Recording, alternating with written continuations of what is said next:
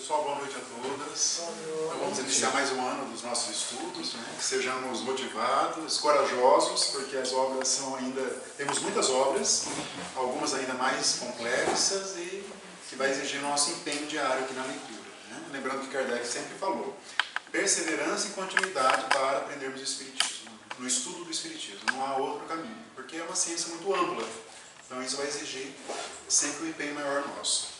Mas antes de iniciarmos aqui o nosso estudo, então vamos fazer uma prece. Vamos elevar os nossos pensamentos a Deus, nosso Pai, nosso Criador, agradecendo a oportunidade de estarmos aqui, iniciando este ano de estudo, do nosso grupo das obras de André Luiz.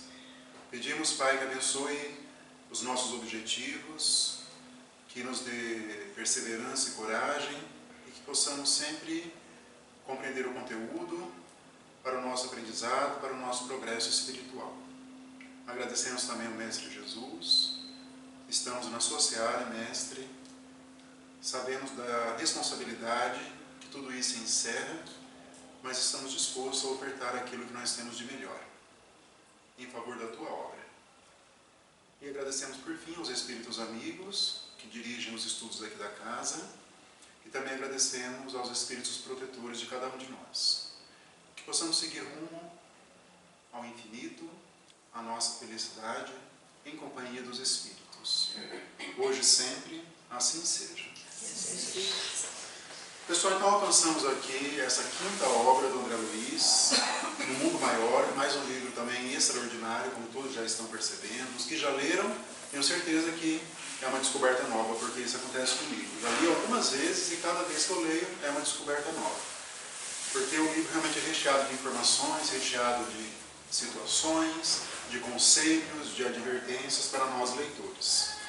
Então nós estamos continuando essa obra, estamos aqui nesse quinto livro, né, publicado em 1947, já vimos o nosso lar, fala sobre a colônia, basicamente, como funciona, os mensageiros, que na primeira parte são sobre os espíritas falidos, fracassados, e na segunda, algumas circunstâncias aqui que envolvem os encarnados.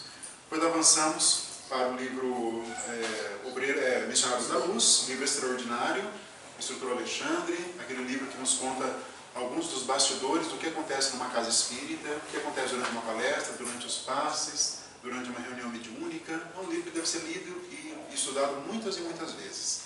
Depois, Obreiros da Vida Eterna, vimos uma instituição no plano espiritual, vimos o socorro de um padre, vimos algumas desencarnações e alcançamos agora então o livro No Mundo Maior e vamos ver então aqui, como sempre, iniciando pelo prefácio do nosso Emmanuel, que são muito interessantes, né? Observe que cada prefácio dele é uma aula, cada prefácio do Emmanuel é uma aula à parte, né?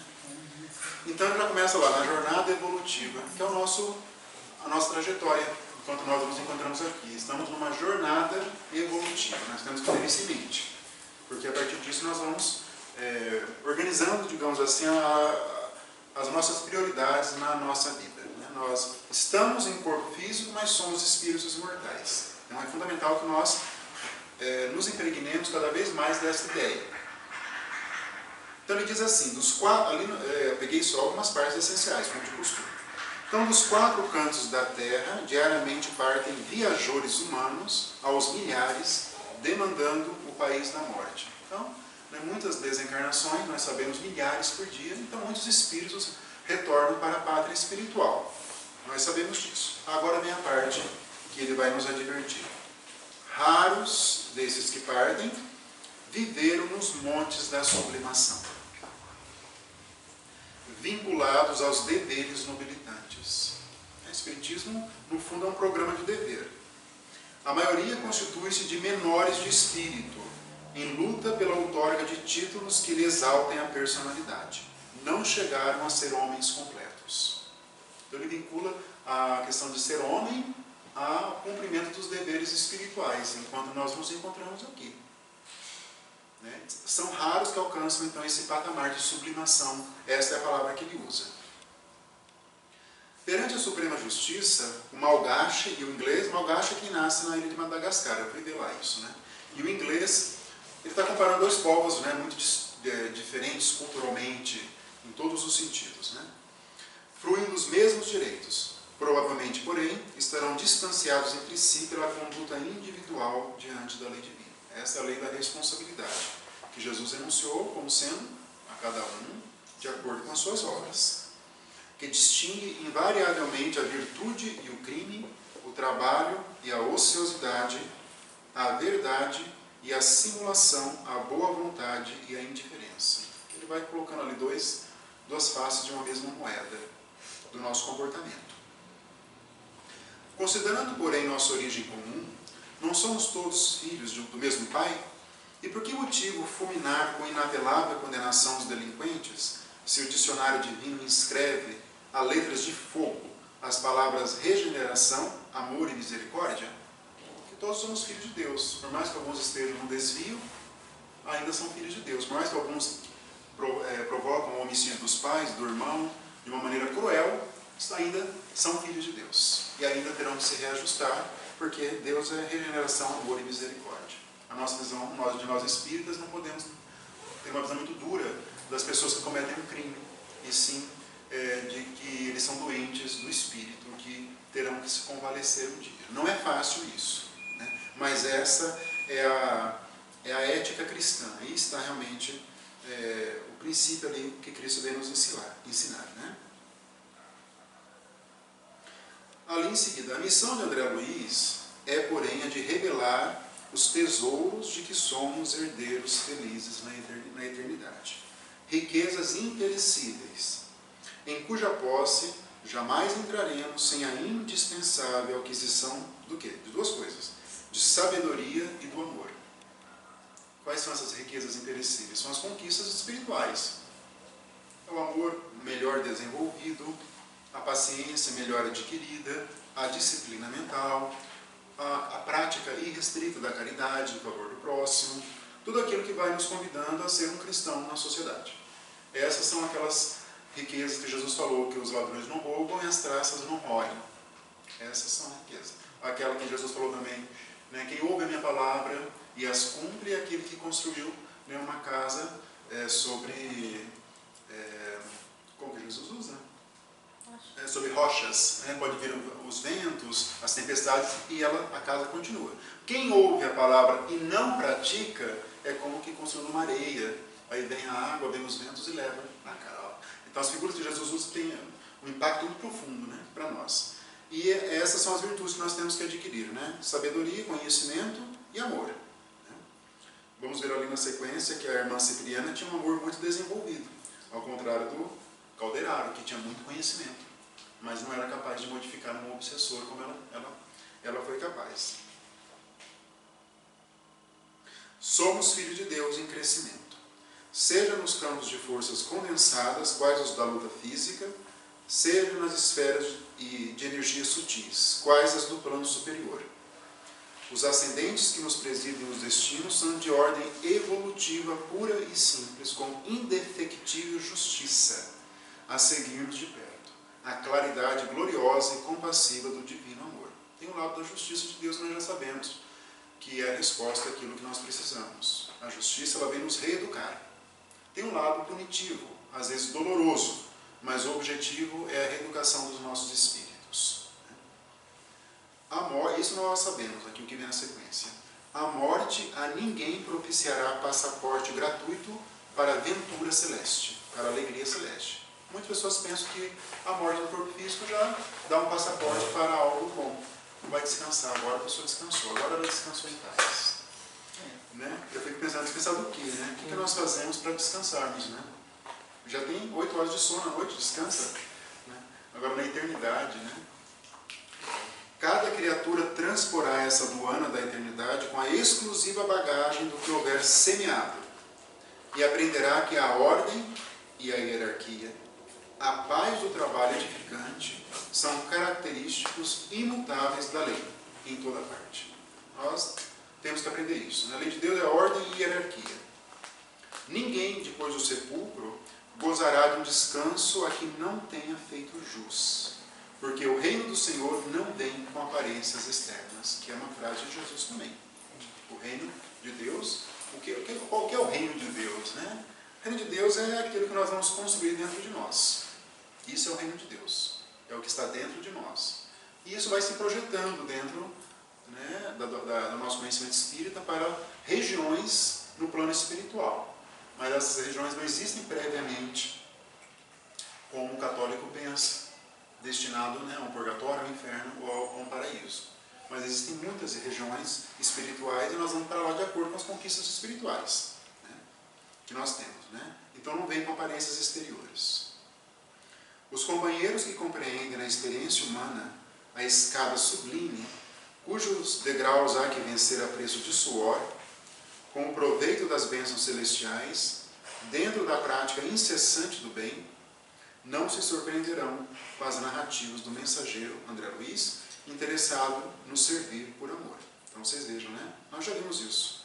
Que a nossa escada, o nosso processo evolutivo é a preço de suor. É muito trabalho. Não vai ser fácil, como nós sabemos. Cada um de nós temos nossas lutas aqui. Temos nossas dores, nossas aflições, problemas, desafios na existência humana. E não são fáceis. E isso vem um suor, né? Vem um esforço nosso de compreender tudo isso para termos outras, né, outras conquistas no plano, dentro de nós, com reflexo no plano espiritual. E da prática incessante do bem.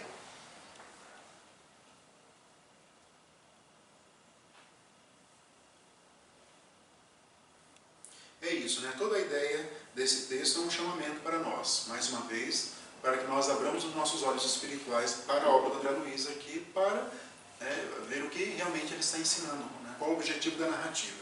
Nós não podemos ler um livro espírita se não tiver esse propósito de ensinamento para o nosso espírito, para o nosso comportamento. Foi esse o tempo de que nós líamos os livros espíritas para o deleite, para usufruir da história. Isso já passou. Agora é a época do aprendizado mesmo, muito profundo, que nós temos que fazer. Então, no capítulo 1, entre dois planos aqui. Então, o André Luiz está bem poético logo no início, né?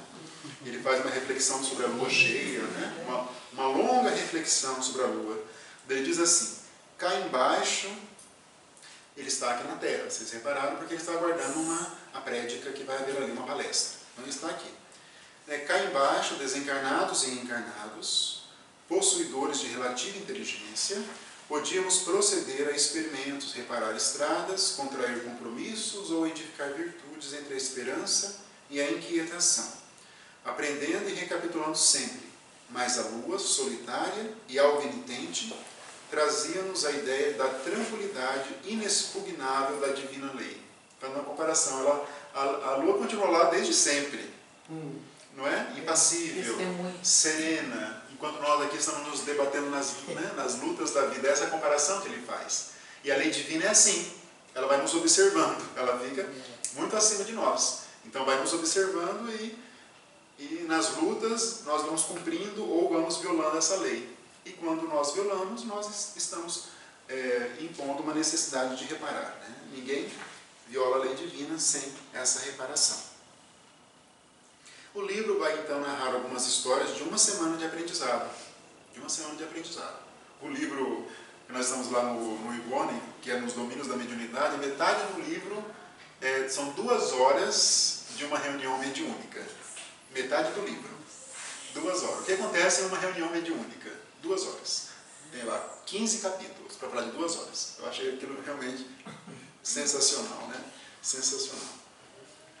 Aí temos o assistente Calderaro. Lembram vocês que eles sempre colocam instrutor e assistente. O instrutor está acima, como o instrutor Alexandre. Aqui é um assistente, está um pouquinho abaixo, digamos, na hierarquia dos espíritos da colônia Nosso Lar. Só essa curiosidade. Então vocês vão ver instrutores ou assistentes. E os ministros, como o ministro, os ministros que estão lá, né? Já tivemos alguns também. Né? O Aniceto do Mensageiros é um instrutor. Né? E aqui aparece o Eusébio. Né? Então diz aqui que esse instrutor, ele já é instrutor, então ele está acima do Calderaro.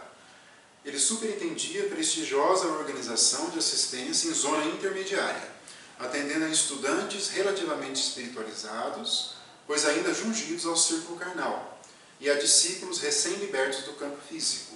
O instrutor Eusébio acompanhava os problemas, quais imprevistas manifestações da própria vida. Em virtude de tais flutuações, não traçava a rigor programas quanto a particularidades. Então ele era diferente dos outros. O Aniceto, lembra que ele tinha uma equipe de 50 pessoas, 50 espíritos. e tinham funções determinadas. Aqui não, aqui, à medida que os dramas vão acontecendo, com os espíritos, eles vão se colocando para poder prestar um socorro, um auxílio. É um pouquinho diferente a lógica do Eusébio. Aí diz André Luiz, né, o escopo, o objetivo fundamental da tarefa circunscrevia-se ao socorro imediato aos infelizes, evitando-se quanto possível a loucura, o suicídio e os extremos desastres morais. Então, essa é a lógica do livro. De todas as circunstâncias que serão narradas, elas vão gerar em torno disso, né? Ou loucura, aquela que queria não cometer o aborto, né? O suicídio e os extremos desastres morais. São com os espíritos mais problemáticos mesmo. Aí ele diz assim, para isso o missionário atuante era compelido a conhecer profundamente o jogo das forças psíquicas, com acentuado devotamento ao bem do próximo. Calderaro, nesse particular, não deixava perceber qualquer dúvida. A bondade espontânea lhe era indício da virtude e a inquebrantável serenidade revelava-lhe a sabedoria. Era assim que ele descreve, né? O instrutor. Que nós temos que ter essas virtudes, né? Temos que nos esforçar. Bondade espontânea e inquebrantável serenidade, que é difícil, né? No mundo moderno, né? A serenidade ela vai ser utilizada no momento de dores, de problemas graves, ali que a serenidade vai realmente ser utilizada. Fora no contexto de normalidade não se usa serenidade, né? Nós temos que ter, né? Então eles estavam em um parque na Terra, né? Havia ali alguns espíritos, né? Aí diz o Calderaro. Temos aqui, em cálculo aproximado, 1.200 pessoas. Deste número, 80% se constituem de aprendizes dos templos espiritualistas, ou seja, de qualquer religião. De qualquer religião, porque todos são espiritualistas, não aquelas que acreditam no espírito. Em seus ramos diversos, ainda inaptos aos grandes voos do conhecimento, conquanto nutram fervorosas aspirações de colaboração no plano divino. Eu guardo a impressão comigo, muito particular, que essa descrição do Calderaro é para pessoas como nós espíritas aqui. Por quê? Ele fala aqui, né, nós que estamos na procura de algo, que ali estão esses companheiros de elevado potencial de virtudes, não que tenham virtudes, tem um elevado potencial de virtudes. Exemplificam a boa vontade, exercitam-se na iluminação interior, através de esforço louvável, contudo, ainda não criaram o cerne da confiança para uso próprio. Eu me identifico assim, eu faço uma leitura de nós espíritas e eu faço uma identificação com essa fala do Calderaro com nós espíritas, com a maioria pelo menos.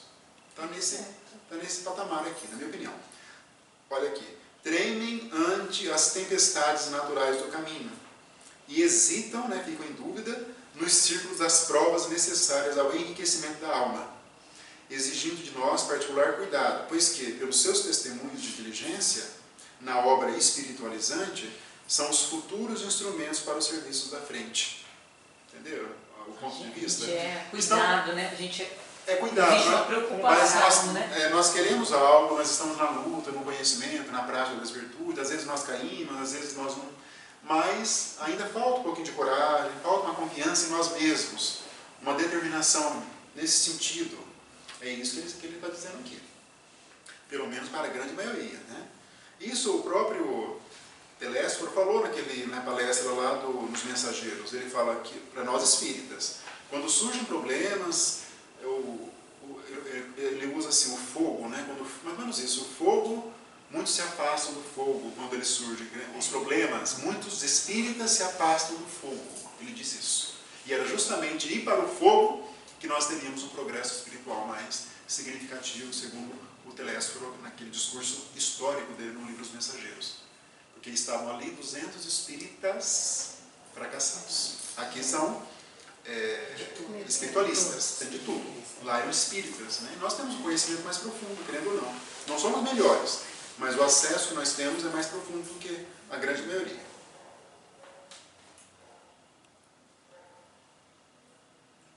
Apesar da claridade que lhes assinala as diretrizes, ainda padecem desarmonias e angústias que lhe ameaçam o equilíbrio incipiente. Bom, eu me identifico com essa fala do Calderaro. A princípio, recebem-nos a influência inconscientemente, né, por meio da intuição, nós sabemos disso. Em seguida, porém, fortalecem a mente devagarinho, gravando-nos o concurso na memória, apresentando ideias, alvitres, sugestões, pareceres e inspirações beneficentes e salvadoras através de recordações imprecisas. Ali eles fazem um trabalho de conscientização, nós sabemos, mas a intuição, o que eles falam, os ensinamentos durante o nosso repouso do sono, ele vem por meio de intuição, uma vaga lembrança, salvo exceções que conseguem lembrar. Aí vem o André Luiz, logo na sequência, e fala, que eu até coloquei em vermelho, amarelo e grande. Porque ele faz uma reflexão que, no fundo, é um chamamento, uma advertência para nós. Por quê? Olha o que ele fala. Que teria eu realizado no mundo físico se recebesse em outro tempo aquela bendita oportunidade de iluminação? Eram candidatos à luz íntima, convocados à preparação intensiva para incursões mais longas e eficientes na espiritualidade superior. Não sei se todos vocês têm essa noção já, mas estamos em um curso para a espiritualidade superior. Esse curso se chama Espiritismo. É algo superior. Então nós estamos matriculados nesse curso. Curso prático, teórico e tudo que nós podemos imaginar. Nós não podemos sair mais. Se sairmos, vamos nos desviando dos caminhos.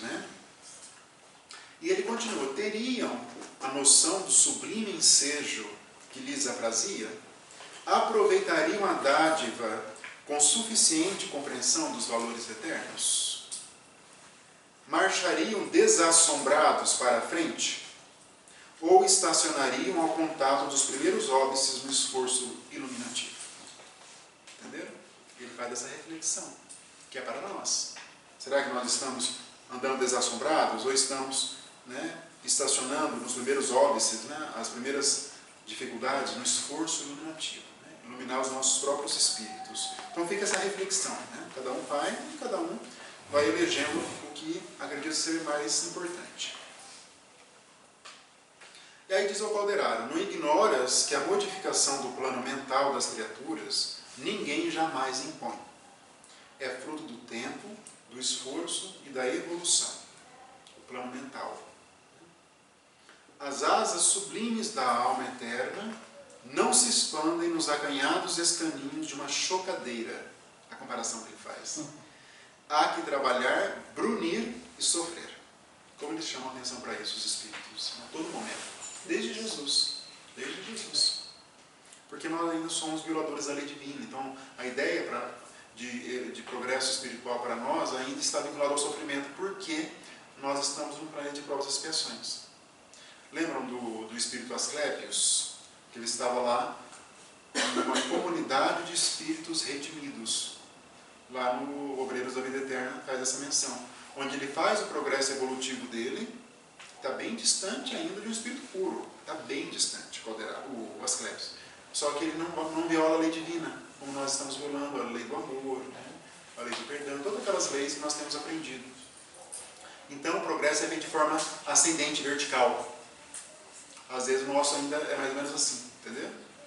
Nós estamos ainda subindo e às vezes descendo. Subindo um pouquinho mais, descendo um pouco mais.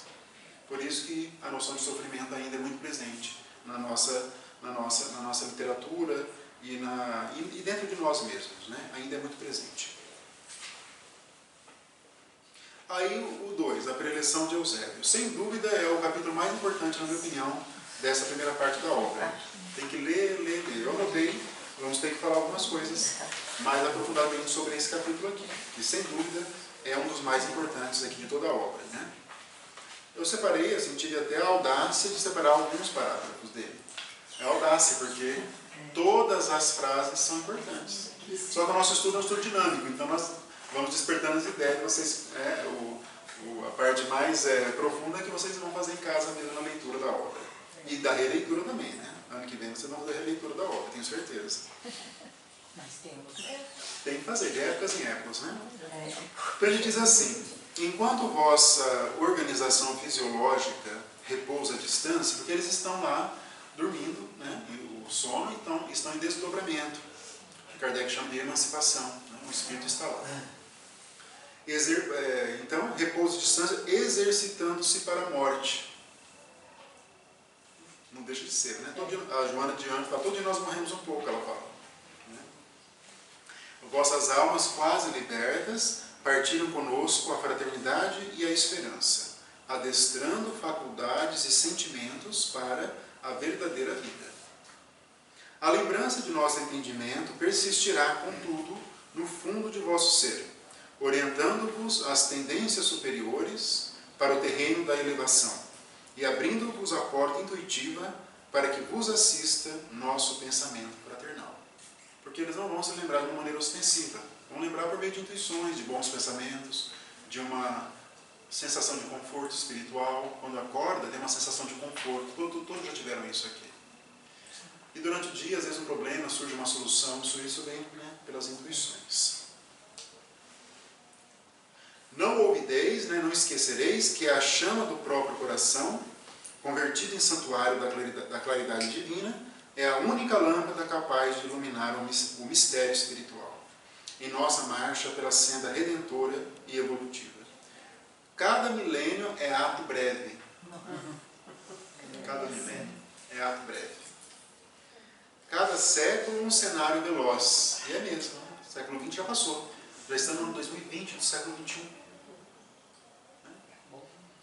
Utilizando corpos sagrados, perdemos, entretanto, quais crianças, entretidas apenas em jogos infantis, o ensejo santificante da existência.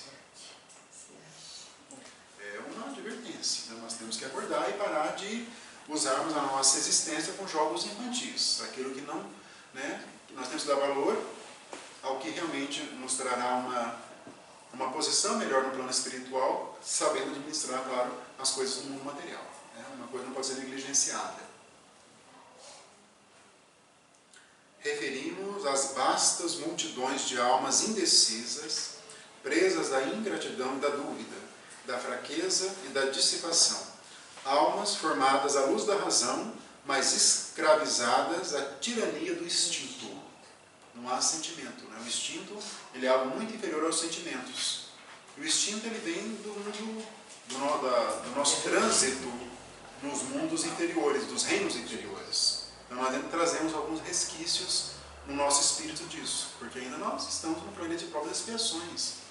Lembrando que pela classificação de Kardec, só tem um mundo ainda mais atrasado que é o primitivo. Nós estamos no segundo degrau. Tem o da regeneração, depois tem os mundos felizes, depois tem os celestes. Eu fico feliz com isso aí, porque vai melhorar daqui para frente. Vai. Se a gente conseguir estar bem aqui já... Aqui? Tem que melhorar mais. Não, mas Cada vez mais. muito tempo eu gosto de viver aqui mesmo. Então você imagina. Aqui na Terra, você gosta? Eu gosto. Não tem E pressa lá no nosso lar, não é melhor? Não sei, não sei ainda. Eu não lembro, pelo Não menos. lembro, né? Vai que lá, vai dar um Mas é peso claro. na consciência. Mas, Não, pois mas é, claro, mas a assim, Terra é um paraíso, eu sim. quando escuto isso, fico motivada, porque se eu já estou conseguindo gostar do jeito que está, imagina a coisa vai melhorar. Claro. Tem que pensar. Não é? Falta o nosso esforço, né? Em tudo isso, né? Na construção de tudo isso, né? Só não pode descer. E ele continua ali, né? Por que não represar o curso das paixões corrosivas que nos flagelam o espírito? Por que nós não represamos o orgulho, o egoísmo, a inveja, o que nós temos de ruim ainda? Ciúme, dificuldade de perdoar, impaciência, intranquilidade. Por que nós não represamos isso? Igual uma represa. Na represa não tem lá represam a água do rio. Vamos represar, deixar lá parado, né? Por que não sofrear, né, não impedir o ímpeto da animalidade em que nos comprazemos desde os primeiros laivos de raciocínio? Sempre o terrível dualismo da luz e das trevas, da compaixão e da perversidade, da inteligência e do impulso bestial. Nós estamos nesse conflito. Ora, nós estamos aqui na luz e ora nós vamos para as trevas. Ora nós temos compaixão e ora nós temos um sentimento de perversidade, quando julgamos, por exemplo, de uma pessoa que cometeu um crime de maneira muito intensa. Ora estamos na inteligência, ora no impulso bestial. É isso que ele quer dizer. Estamos né, o Haroldo fala muito sobre isso, né, esse conflito íntimo, né? Sempre, sempre, sempre. Né? Até quando... de prova, né? Vai provando aqui embaixo. Né? Sim. Até quando seremos gênios demolidos e perversos, ao invés de servos leais do Senhor da vida? Temos tido soldados do exército da ilusão, deixando à retaguarda milhões de túmulos abertos sob aluviões de cinza e fuma. Debalde, inutilmente exortou-nos o Cristo a buscar as manifestações do Pai em nosso próprio íntimo. Cevamos e expandimos unicamente o egoísmo e a ambição, a vaidade e a fantasia na crosta. É uma verdade isso. Falamos muito do Cristo, muitos falam, muitos religiosos, mas o que praticam é isso: egoísmo, ambição, vaidade e fantasia. Está muito distante dos ensinamentos do Cristo, muito distante. Contraímos pesados débitos e escravizamos-nos aos tristes resultados de nossas obras. Aí que é a lei da responsabilidade. Nós estamos nos escravizando aos resultados daquilo que nós fazemos ou deixamos de fazer. Isso é da lei divina. Nós já vimos ali em Memórias de um Suicida, vários casos ali daqueles espíritos suicidas que se escravizaram aos resultados da rebeldia à lei. Se mataram, um se jogou embaixo do trem, outro efetuou um disparo de arma de fogo na cabeça, outro com uma faca, e cada um, isso vão gerando consequências que eles vão trazendo para si próprio. Porque é da lei. Mesmo a rebeldia no plano espiritual também, Você vê aquele que foi socorrido, sim, e ficou teimando, falou, bom, então vai. Aí foi, também rebelde também. Você diz... Não lembro o nome dele. Aquele que queria visitar os Quero visitar a família, já estava a filha lá pro carro. É o Jerônimo, com a Margaridinha, Isso. Então, realmente, Então, depois ele voltou perturbado da situação. A gente, também o plano espiritual também pode aprontar isso aí. Porque lá também nós exercemos o livre-arbítrio, Ele foi advertido, mas ele exerceu o livre-arbítrio. Mas depois ele voltou pior, Aí ele colheu as consequências de tudo isso, Existe, porém, nova ameaça ao domicílio terrestre: o profundo desequilíbrio, a desarmonia generalizada, as moléstias da alma que se ingerem sutis, solapando-vos a estabilidade. Parece estar descrevendo uma notícia do dia de hoje. Ou lá no UOL, ou lá no Estadão, parece que é isso, Desarmonia generalizada, as moléstias da alma, sutis, solapando-vos a estabilidade. O trabalho salvacionista não é exclusividade da religião, constitui ministério comum a todos, porque dia virá em que o homem há de reconhecer a divina presença em toda parte. Acho muito bonita essa noção que o Espiritismo proporciona de religiosidade, de religião, como sendo algo natural da existência, e não apenas algo sectário de uma religião. É algo, aquilo que lá no Memórias de um Suicida eles chamam de ciência universal. É o conhecimento da lei. Tem pessoas que temem, Eu vi com uma motorista de Uber, ela falou assim que ela acha que ela é agnóstica, ela tem dúvida se existe Deus ou não, ela me falou. Mas ela falou para mim que ela acha que as religiões brigam muito entre elas, ela me falou isso. E para ela isso não é correto. Ela tem essa percepção, Então tem um trabalho muito grande para ser feito ainda, Mas ela também falou para mim que ela já ouviu falar muita coisa ruim do Espiritismo. Ela perguntou onde eu estou indo, Eu falei, eu vou estudar Espiritismo. Espiritismo, eu já ouvi coisas ruins do Espiritismo. Kardec, eu falei, Kardec mesmo, ela não é Kardec. Não, coisa ruim, ela falou. Magia negra, ela falou. Nossa Senhora. Falei, não, é o oposto disso, Mas é difícil, A palavra espiritismo, ela foi tomada infelizmente, por algumas práticas. Mas você lembra que falou que a gente tem que ter coragem? Eu falava. Inclusive, para vencer esses preconceitos. Sim, mas eu falei para ela, não, o espiritismo não é, prega o amor, a caridade. Eu falei, tem várias instituições aqui, de idosos, de crianças, que são espíritas. Eu falei, é o oposto disso. Eu falei, todo momento eu falo. Todo momento eu falo. Hospital do Câncer, é espírita. Exatamente. Muitas instituições. Mas é difícil, porque realmente vinculou-se à questão dos trabalhos, da magia negra e de outras práticas, de outras práticas místicas, digamos assim. Não falo nem que religião que não é, na minha opinião. São práticas místicas. Se bem que o Raul Teixeira já falou, o espiritismo é para quem aguenta. Isso não é é qualquer um. verdade. Porque em função de você renunciar a um monte de coisa para ser feliz, entendeu? Para ter como... Sim. É difícil para quem é materialista. Com certeza. Viver num mundo como o nosso, sendo espírita, é muito difícil. Por isso que os espíritos nos chamam a atenção. Para nós, acho que já não bem, está trabalhando. Mas você vem com assunto desse aqui, dependendo do lugar, nessa época que era bem pior. já te olha torto. Eu acho que ainda há uma ligação, porque a gente fala assim, o que você vai fazer na casa espírita? Vou trabalhar. né? Então, ainda há a ligação de fazer trabalho. Fazer trabalho. Eu trabalho numa casa espírita. Trabalha, né? E muitas pessoas de outras religiões que também fazem os seus contatos mediúnicos, elas se auto-intitulam espíritas, quando não são. Né? Quando não são. Eu já vi várias falarem. E eu corrijo a pessoa, não, eu falei, mas você não é espírita. Eu falo, eu corrijo, ela mesma. Só que aí, então, tem, enfim, né? Vai demorar muito tempo, né? Para poder se colocar a coisa no lugar. Mas Jesus está no leme, né? Sempre, sempre, sempre, né? Sempre. Se visitais a nossa companhia, buscando orientação para o trabalho sublime do Espírito, não vos esqueça vossa luz própria. Toda vez que nós recorremos aos Espíritos, por meio de preces, pedindo auxílio, apoio, não esqueçamos o quê? Da luz própria. Ou seja, do esforço nosso de ofertarmos aquilo que nós temos de melhor em favor dos Espíritos. Eles não farão a nossa parte, né? Não ingressarão na nossa vida e farão aquilo que cabe a nós. Isso não existe. Nem Jesus se propôs a isso. Nem Jesus se propôs a isso. Veio percorrer e ensinar o caminho. É isso que os Espíritos continuam fazendo. Né?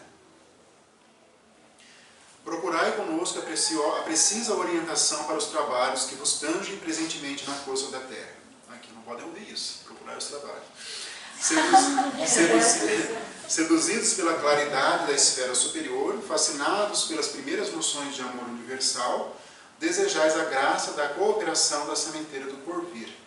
Reclamais asas para os surtos sublimes, tendo em mira coadjuvar no esforço da elevação. Indubitavelmente, a intenção não pode ser mais nobre. É, entretanto, indispensável considereis a vossa necessidade de integração ao dever de cada dia.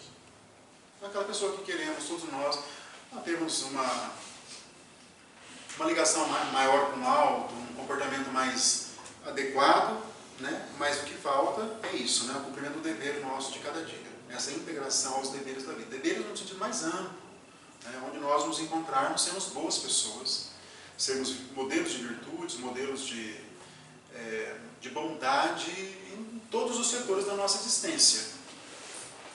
O Espírito vai falar assim, lá nos domínios da mediunidade, que o verdadeiro cristão, ele falou assim, todas as suas, mais ou menos isso, né? Todo o seu comportamento, todas as suas frases devem estar impregnadas de cristianismo.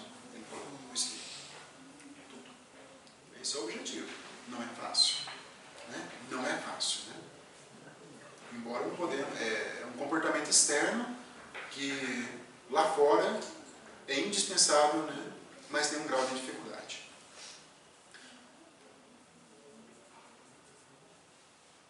Não basta crer na imortalidade da alma.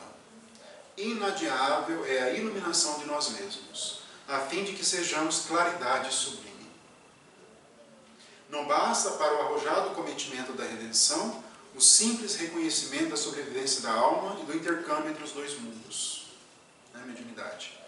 Antes de mais nada, importa elevar o coração, romper as muralhas que nos encerram na sombra, esquecer as ilusões da posse, dilacerar os véus espessos da vaidade, abster-se do letal licor do personalismo, aviltante, né, do egoísmo, para que os clarões do monte refujam no fundo dos vales, a fim de que o sol terno de Deus dissipe as transitórias trevas humanas. Vamos acender a nossa luz e mantê-la acesa. E mantê-la e fazê-la brilhar cada vez mais. O espírito encarnado não teria condições de escrever um texto desse. Isso só provém de espíritos superiores. Por isso que o Raul fala, é para quem aguenta. É para quem aguenta. Tem que aguentar mesmo, porque não é fácil. Não se modifica, né? A iluminação de nós mesmos, ela é algo assim inadiável, né, indispensável e deve ser feita sempre, né? A porta divina, que é a porta estreita, Jesus falou, não se abre a espíritos que não se divinizaram pelo trabalho incessante de cooperação com o Pai Altíssimo. É uma frase mais profunda que a outra, né? Convite, mas não é? Olha, né? Espíritos que se não divinizaram pelo trabalho. Olha a palavra divinizaram. Até então nunca tinha ouvido nenhum falar sobre divinizar o trabalho. O espiritualismo, nos tempos modernos, não pode restringir Deus entre as paredes de um templo da terra. porque a nossa missão essencial é de converter toda a terra no templo augusto de Deus. Olha, né, a inversão, né? Levar a palavra para todos os cantos. O WhatsApp é um lugar de, por exemplo, de colocarmos a palavra. Tem muita coisa ruim, mas tem coisa boa também. Temos que difundir, né? Redes sociais, em qualquer outro lugar onde nós nos encontrarmos aqui. Não reclamemos, pois, ingresso em mundos felizes antes de melhorar o próprio mundo. Esquecei o velho erro de que a morte do corpo constitui milagrosa imersão da alma no rio do encantamento. Rendamos culto à vida permanente, à justiça perfeita e adaptemos-nos à lei que nos apreciará o mérito sempre de conformidade com as nossas próprias obras. Sempre o princípio de Cristo. Faz-se, pois, mistério, né? Esse é necessário. Acendamos o coração em amor fraternal à frente do serviço. Não bastará em nossas realizações a crença que espera. Indispensável o amor que confia e atende, transforma e eleva como vaso legítimo da sabedoria divina.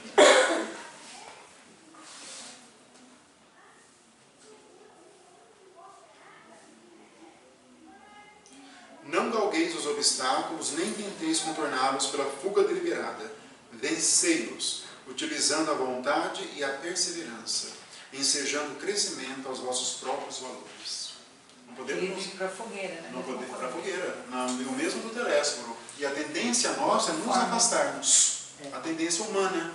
Porque nós geralmente gostamos do conforto mesmo, seja um conforto físico, material e espiritual, longe dos problemas. Eu não quero me envolver com isso, eu não quero isso. Tem uma pessoa que está tendo um comportamento horrível numa casa espírita, e deixa assim mesmo, não vou me envolver. O hábito da comodidade. Da comodidade, né? A pessoa está destruindo a casa espírita, está fazendo horrores, mas não se toma uma providência. Né? O presidente parece que não é com ele o problema. Né? Não há uma disposição de enfrentamento de tudo isso. Isso em todos os sentidos, né? E principalmente enfrentar nós mesmos. Né?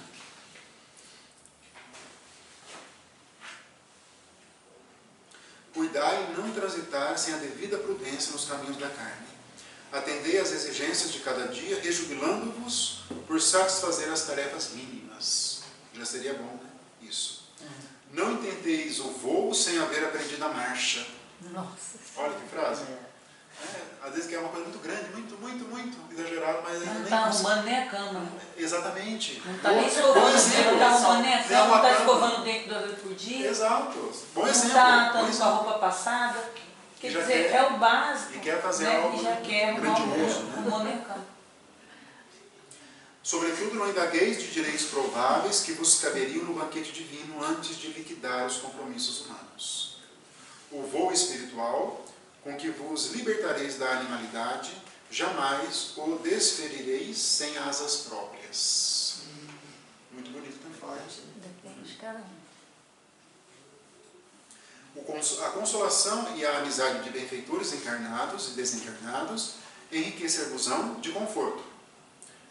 Quais suaves e abençoadas flores da alma, entretanto, fenecerão, morrerão, como as rosas de um dia, se não fertilizardes o coração com a fé e o entendimento, com a esperança inquebrantável e amor imortal, sublimes adubos que lhe propiciam o desenvolvimento no terreno de vosso esforço sem trégua.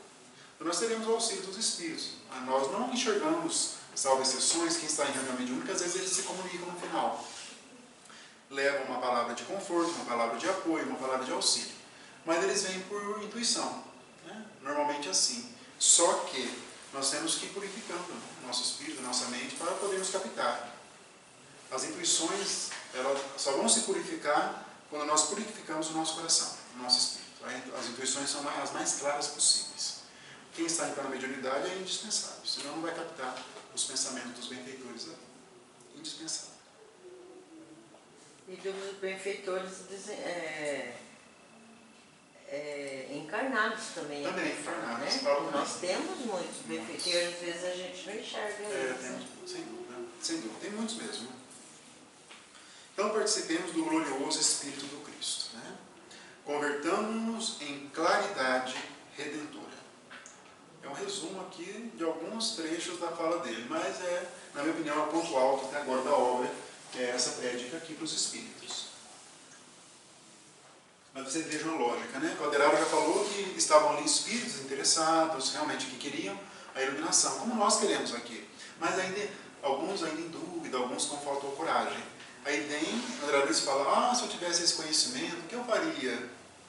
E em seguida já tem a transcrição da palestra. Entenderam?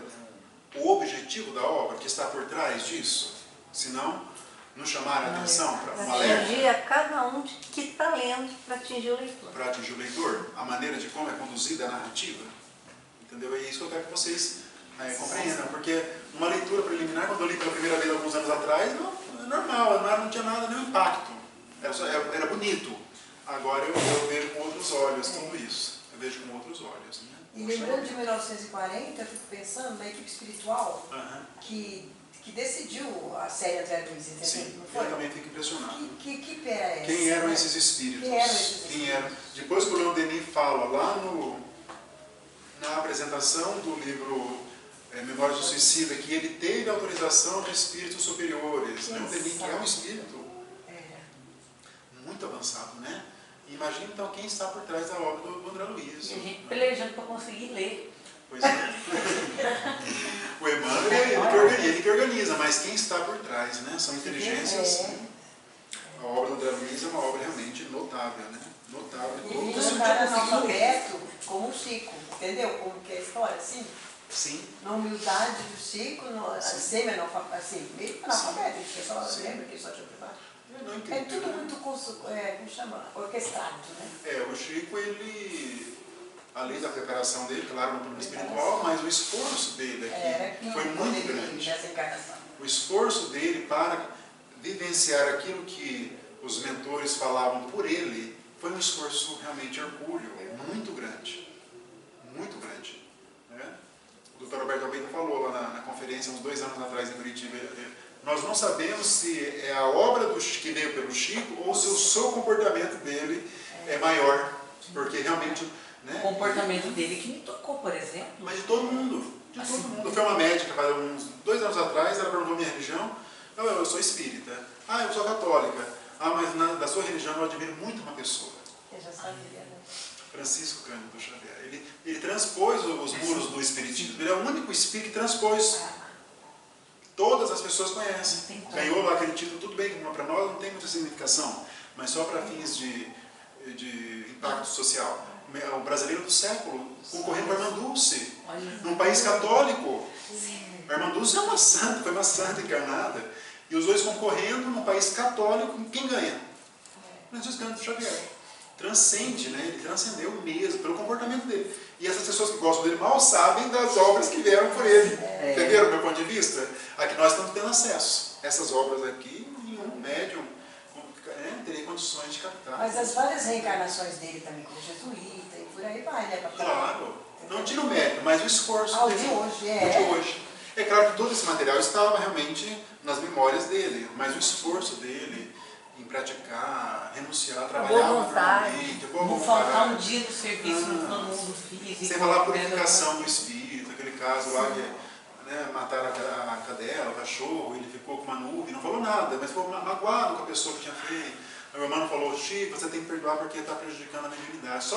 Ele não falou nada, era só mesmo uma magoazinha da pessoa que matou o cachorro. Vai ter que dar um presente para ela, mas não tem dinheiro, tem uma máquina. 12 vezes. Tem esse tipo de coisa, de renúncia. Não, ele anuiu, né? Porque alguns de nós vão falar, eu não vou fazer isso. Se falasse isso para mim, que eu tinha dar um presente para alguém que me feriu. Se alguém falasse isso para mim, eu falar, não vou fazer isso não. Não farei isso não. Mas o Chico foi lá e fez. E muitos outros, se for considerar tudo, nós nem sabemos tudo. Eu compro todos os livros, todas as biografias que eu encontro do Chico, eu compro. Eu adoro as biografias dele. Então, são inúmeras, né? Aquelas que o Bacelli escreveu umas 5 dele, o Carlos Bacelli. E são muito boas, aquelas histórias pitorescas dele. Do dia a dia, né? Do dia a dia. Mas o melhor de nós é ter reencarnado no século XX. Nossa, que sorte, Mas hein? eu não conheci Pessoalmente. pessoalmente. Vezes eu fui, nossa, tinha que ir, Que não sorte. Ele realmente foi. Não, mas você continua conhecendo aí as obras, né? As obras, né? Então o capítulo A Casa Mental aqui, né? Aí vocês observaram que tem muita parte técnica do cérebro, eu não vou me ater muito. Nós tivemos uma palestra aqui no Meimei com Rodrigo Espinosa, que ele falou desse capítulo e ele projetou, ele fez tudo há 2 semanas atrás. Ele só falou desse capítulo, né, dos lóbulos frontais. O Rodrigo é extraordinário. Ele é extraordinário. Nossa, O Rodrigo, bem didático. ele é extraordinário. Tem um conhecimento assim. Berço, né? De berço. É demais. O Rodrigo Espinosa A mãe é dele. diferenciado. Eu acho que ele falou sobre esse livro mesmo. Eu já assisti no nosso Domingo web. retrasado. Domingo retrasado. Material de apoio, de vídeo, muito bacana. Imagina. Ele vai falar amanhã lá no nosso grupo de fraternidade, às 4 da tarde, no nosso vai. lar. O mesmo tempo? É o mesmo tempo. Então, vai Fica complementar. aqui. Tem gravado, se alguém quiser pegar. Vai Nosso complementar. lar. Amanhã, Amanhã às 4 da tarde. é aberto ao público. Aberto. Então, o capítulo 3 chama Casa Mental. Então, aqui ele relata as alegrias do trabalho e da vivência na colônia. Ele menciona isso. Ele diz assim, em suma, a passagem pelo sepulcro conduzira-nos a uma vida melhor. Ele coloca o pensamento dele, do próprio André Luiz, né?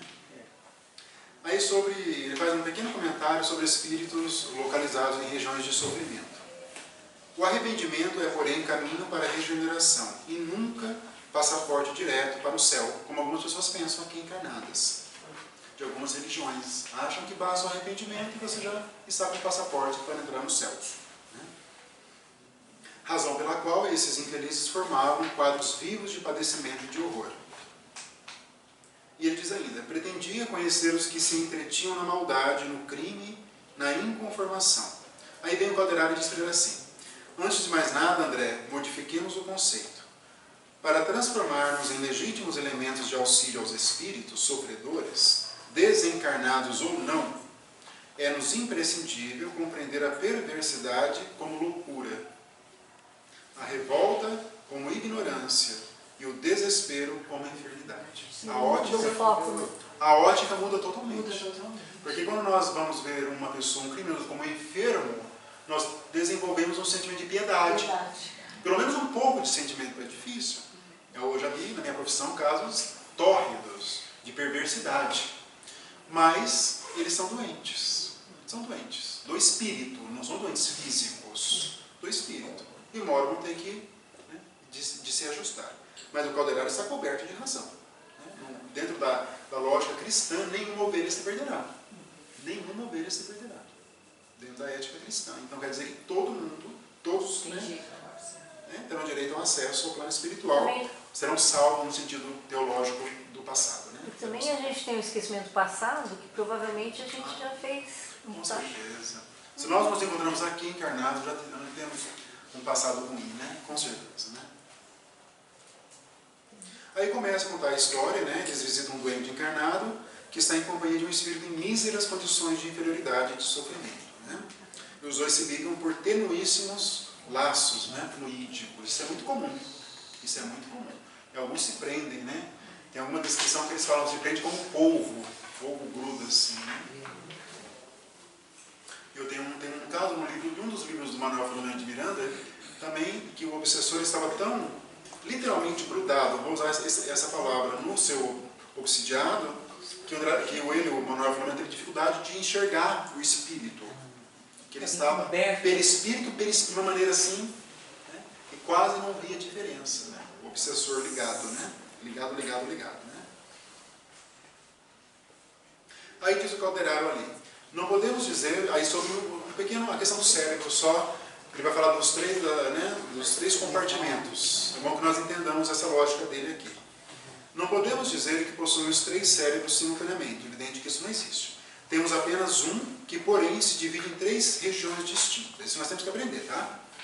Tomemos-nos como se for um castelo de 3 andares. No primeiro situamos a residência de nossos impulsos automáticos, simbolizando o sumário vivo dos serviços realizados. No segundo, localizamos o domicílio das conquistas atuais, presente, onde se erguem e se consolidam as qualidades nobres que estamos edificando. E no terceiro, temos a casa das noções superiores, indicando as eminências, né, no sentido de alto, que nos cumpre atingir. Num deles mora o hábito e o automatismo, No outro residem o esforço e a vontade. E no último demoram o ideal e a meta superior a ser alcançada. Ideais superiores. Aí ele coloca: distribuímos desse modo nos 3 andares o subconsciente. A psicologia trabalha muito isso, né? Desde Freud. O consciente e o superconsciente. Cada um à sua maneira, né? Freud falava que nós éramos conduzidos pelo subconsciente, né? Onde estão ali nossos medos, receios, e nós não temos controle sobre ele, né? Marcelo, abrindo um parênteses, ontem o José Antônio, ele falou sobre a parábola do semeador, mas ele usou esse exemplo também, desse capítulo também. Esse foi muito interessante. Né? Os 3 andares, cada 3 um. andares. Entendi. Então o subconsciente é o nosso passado, que ele já está impregnado em nós, né? O consciente é aquilo que nós estamos vivendo. E esse superconsciente são as metas, né? Algo superior na visão espiritual aqui, não é na visão da psicologia, né? Como vemos, possuímos em nós mesmos o passado, o presente e o futuro. Mais adiante, sobre o cérebro perispiritual, diz o Calderaro: cuidas que vem a maldade deliberada, não seja a moléstia da alma, que o ódio não constitua morbo terrível? Supões, porventura, não haja vermes mentais da tristeza e da inconformação? Ele trata, então, esses comportamentos como sendo doenças. Tristeza, inconformação, a gente fica inconformado com algumas situações da vida, né? Podemos não externar, mas no nosso íntimo, nós ficamos inconformados. Aí é como se fossem vermes, entre aspas, né? Vermes mentais, entre aspas. Não podemos descansar nos processos iluminativos. Olha essa frase: não podemos descansar nos processos iluminativos. É uma escada. Cumpre-nos purificar sempre, selecionar pendores, né, desejos, e joeirar, né, separar concepções, de molde a não interromper a marcha. Porque às vezes nós podemos interromper inconscientemente a nossa marcha. Estamos, né, no caminho e interrompemos. Até voltar de novo. Até voltar demora. Como tem isso no Espiritismo? É impressionante. É impressionante. Né? Os que vão e voltam, vão e voltam, vão e voltam, vão e voltam. Né? O corpo perispiritual humano registra os erros cometidos, guardando-os com todas as particularidades vivas dos negros momentos da queda. O gênero de vida de cada um, no invólucro carnal, determina a densidade do organismo perispirítico após a queda do corpo denso. Nós sabemos disso. O que nós fizemos ou deixamos terá um impacto no perispírito nosso. O perispírito é o nosso corpo que vai dar o ingresso a regiões aí. Tem isso, né? O perispírito, se não for muito purificado, não tem acesso a regiões superiores. É uma questão física, agora nem espiritualmente falando, fisicamente no sentido da física. Da compatibilidade. Né? Da compatibilidade. Material, aspas, né? Exatamente. Da matéria É sutil. exatamente isso. O princípio é o mesmo, né? O princípio que compõe a matéria física e a matéria do perispírito é o mesmo, né? O princípio material é o mesmo. Matéria é o mesmo. Ora, o cérebro é o instrumento que traduz a mente. A mente é o governo do espírito. É difícil conceituar a mente. Não é algo fácil. A mente, a melhor que eu já vi, acho que foi na aula do André Luiz mesmo. É o governo da mente, né? Do espírito. Onde está a sede do espírito. Porque o espírito ele se espraia por todo o corpo, segundo os espíritos. Não tem um lugar determinado. Mas eles falam, está no livro dos espíritos isso, que quem tem mais pendor para a razão, para o conhecimento, está no cérebro. Quem tem mais para o amor está no coração. Eu achava está que a isso. mente e o espírito era a mesma coisa. Mas mas assim, a mente é o governo do espírito. Entendeu? O espírito é algo, vamos dizer, mais amplo. A mente é uma parte, vamos dizer assim, se é que podemos nos exprimir dessa maneira. Entendeu? Mas a mente é o governo, onde estão ali as nossas memórias. Se a gente for ver pelo corpo também, né? A gente, fisicamente, a gente é a mão, mas quem que governa? Sim, é o cérebro. É o cérebro, exatamente. Dá para seguir esse raciocínio? Dá, com certeza, com certeza, com certeza. Esse negócio de olhar para todo lado. Através dele, então, do cérebro, pois unimos-nos à luz ou à treva, ao bem ou ao mal. O capítulo 4, então, estudando o cérebro. Aí começa, então, a análise, né, do enfermo, como sempre, colocam a mão direita, a destra, né, e faz aquela leitura.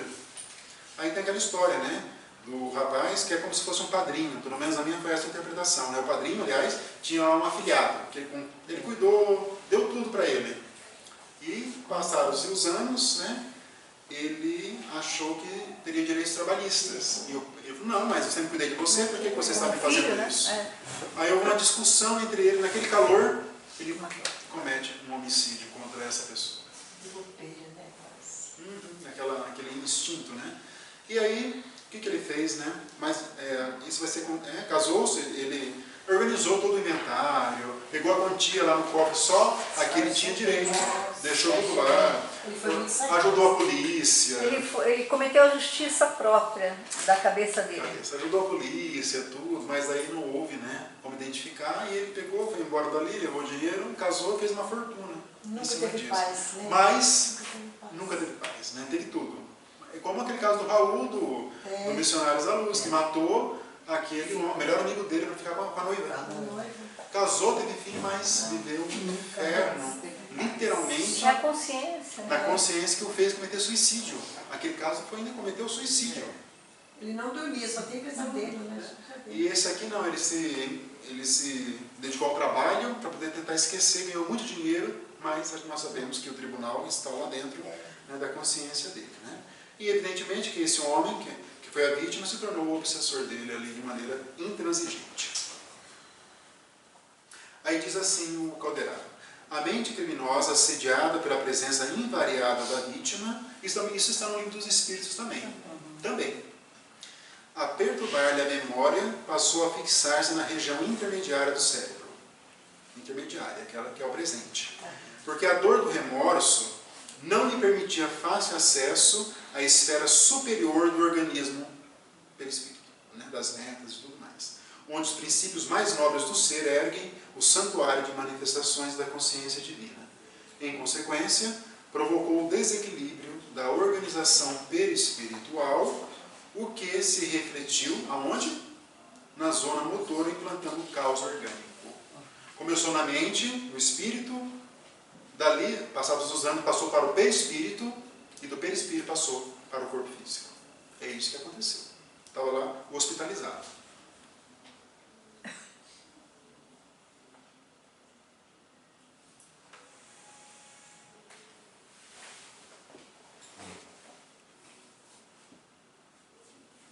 Ele diz assim, um pouco mais adiante, né? A paisagem, o Calderaro. A paisagem é um capítulo também, eu anotei quase tudo do capítulo também. Não tem como ler, né? Eu coloco assim, anoto tudo, depois eu coloco em vermelho, que é mais importante, mas tudo é importante. Então, a paisagem delicada e superior é sempre a mesma, porque o trabalho da alma requer fixação, aproveitamento e continuidade. Aquilo que nós estamos fazendo. O órgão de expressão mental, contudo, reclama personalidades químicas de tipo sublimado, por alimentar-se de experiências que devem ser registradas, arquivadas e lembradas sempre que oportuno ou necessário. Quero dizer, André, que o princípio espiritual, desde o obscuro momento da criação, o princípio espiritual, aquele lá da primeira parte do livro dos Espíritos, caminha sem detença para frente. Afastou-se do leito oceânico, atingiu a superfície das águas protetoras, moveu-se em direção à lama das margens, debateu-se no charco, chegou à terra firme, experimentou na floresta copioso material de formas representativas, ergue-se do solo, contemplou os céus e, depois de longos milênios, durante os quais aprendeu a procriar, alimentar-se, escolher, lembrar, sentir, conquistou a inteligência. Que lindo, né? Linda trajetória. Evolução, né? Milênios. É a evolução, né? A gente foi. Que Bilhões. concentra numa... Meu Deus! Ele concentrou bilhões de anos aqui. Né, Né? cara? Literalmente. Bilhões de anos aqui, né? Capacidade. Viajou do simples impulso para a irritabilidade. E da irritabilidade para a sensação.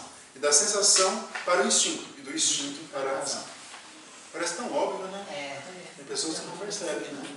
Cientistas, então, nossa, você falar isso. Nessa penosa romagem, inúmeros milênios decorreram sobre nós. Inúmeros milênios. O cérebro é o órgão sagrado de manifestação da mente, em trânsito da animalidade primitiva para a espiritualidade humana. Tem uma parte que o Emmanuel fala, que nós estamos do Homo sapiens para o Homo spiritualis. Ele coloca assim. Temos que fazer essa transição. Né? Homens sábios, sapiens. Em síntese, o homem das últimas dezenas de séculos representa a humanidade vitoriosa, emergindo da bestialidade primária.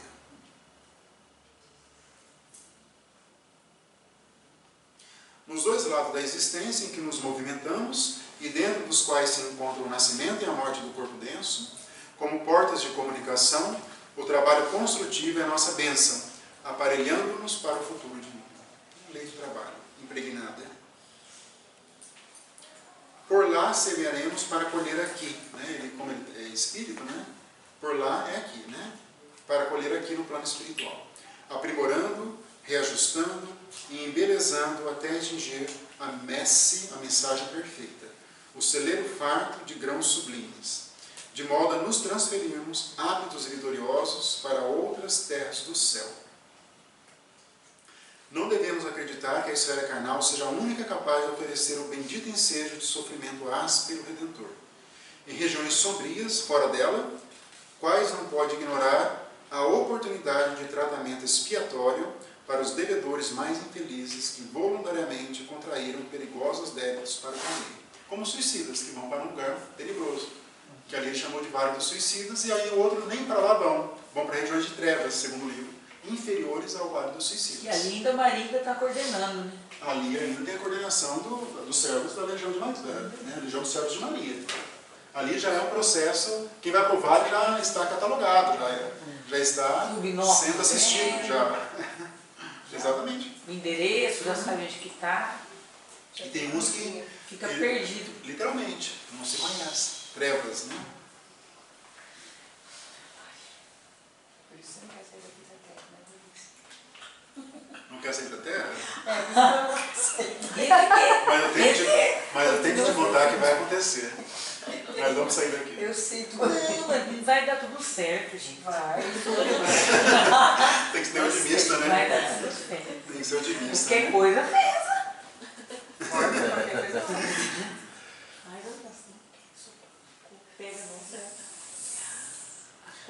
Olha o que ele fala aqui, o Calderaro, ainda no capítulo. Os que se refugiam exclusivamente no templo das noções superiores, que pensam só no futuro, sofrem o perigo da contemplação sem as obras. Pode acontecer. Tem religiões que pregam místicos, fica só ajoelhado, então numa posição mística para conseguir a superioridade. Isso não é evolução. Não é evolução. Sem as obras, da meditação sem trabalho, da renúncia sem proveito. Para que a nossa mente prossiga na direção do alto, é indispensável esse equilíbrio, valendo-se das conquistas passadas para orientar os serviços presentes e amparando-se ao mesmo tempo na esperança que flui, cristalina e bela, da fonte superior de idealismo elevado. Através dessa fonte, ela pode captar do plano divino as energias restauradoras, assim construindo o futuro santificante. Sobre os dois lá, né? A vítima e o espírito obsessor. Outra seria a situação de ambos se houvessem esquecido a queda, reerguendo-se pelo trabalho construtivo e pelo entendimento fraternal no santuário do perdão legítimo. A única maneira da libertação seria pelo perdão. Segundo verificamos, Jesus Cristo tinha sobradas razões, recomendando-nos o amor aos inimigos e a oração pelos que nos perseguem e caluniam. Não é isto mera virtude, olha o que ele vai falar, senão um princípio científico de libertação do ser, de progresso da alma, de amplitude espiritual no pensamento residem as causas. Época virá em que o amor, a fraternidade e a compreensão, definindo estados do espírito, serão tão importantes para a mente encarnada quanto o pão, a água e o remédio. Só? É questão de tempo. Captaram, né? Captaram. Vai ser até mais importante que isso, né? Ainda já é mais importante, nós ainda não...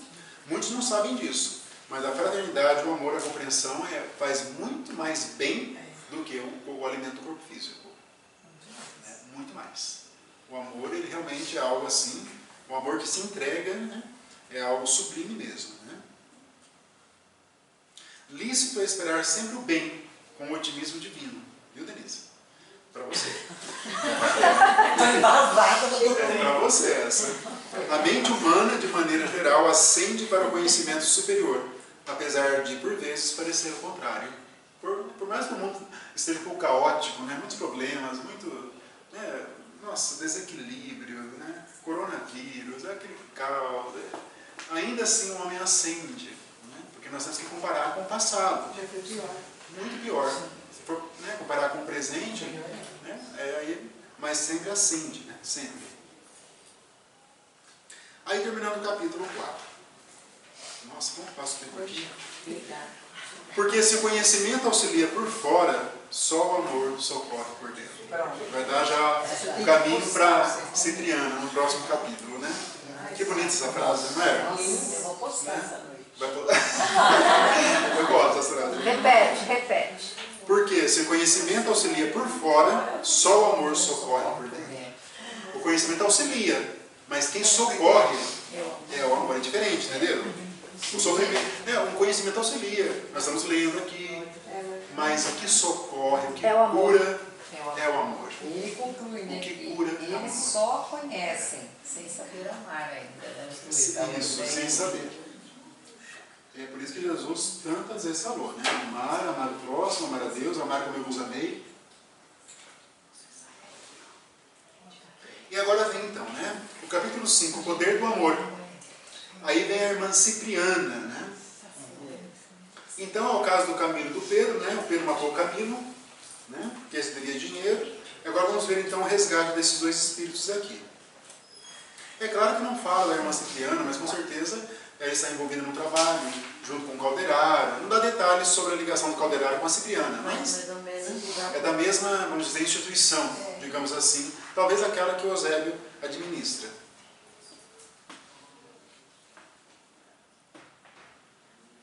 Vocês observam que vai ter todo um auxílio aqui do plano espiritual aos encarnados, sem auxílio, aos encarnados sem auxílio de encarnado. Reparam nisso?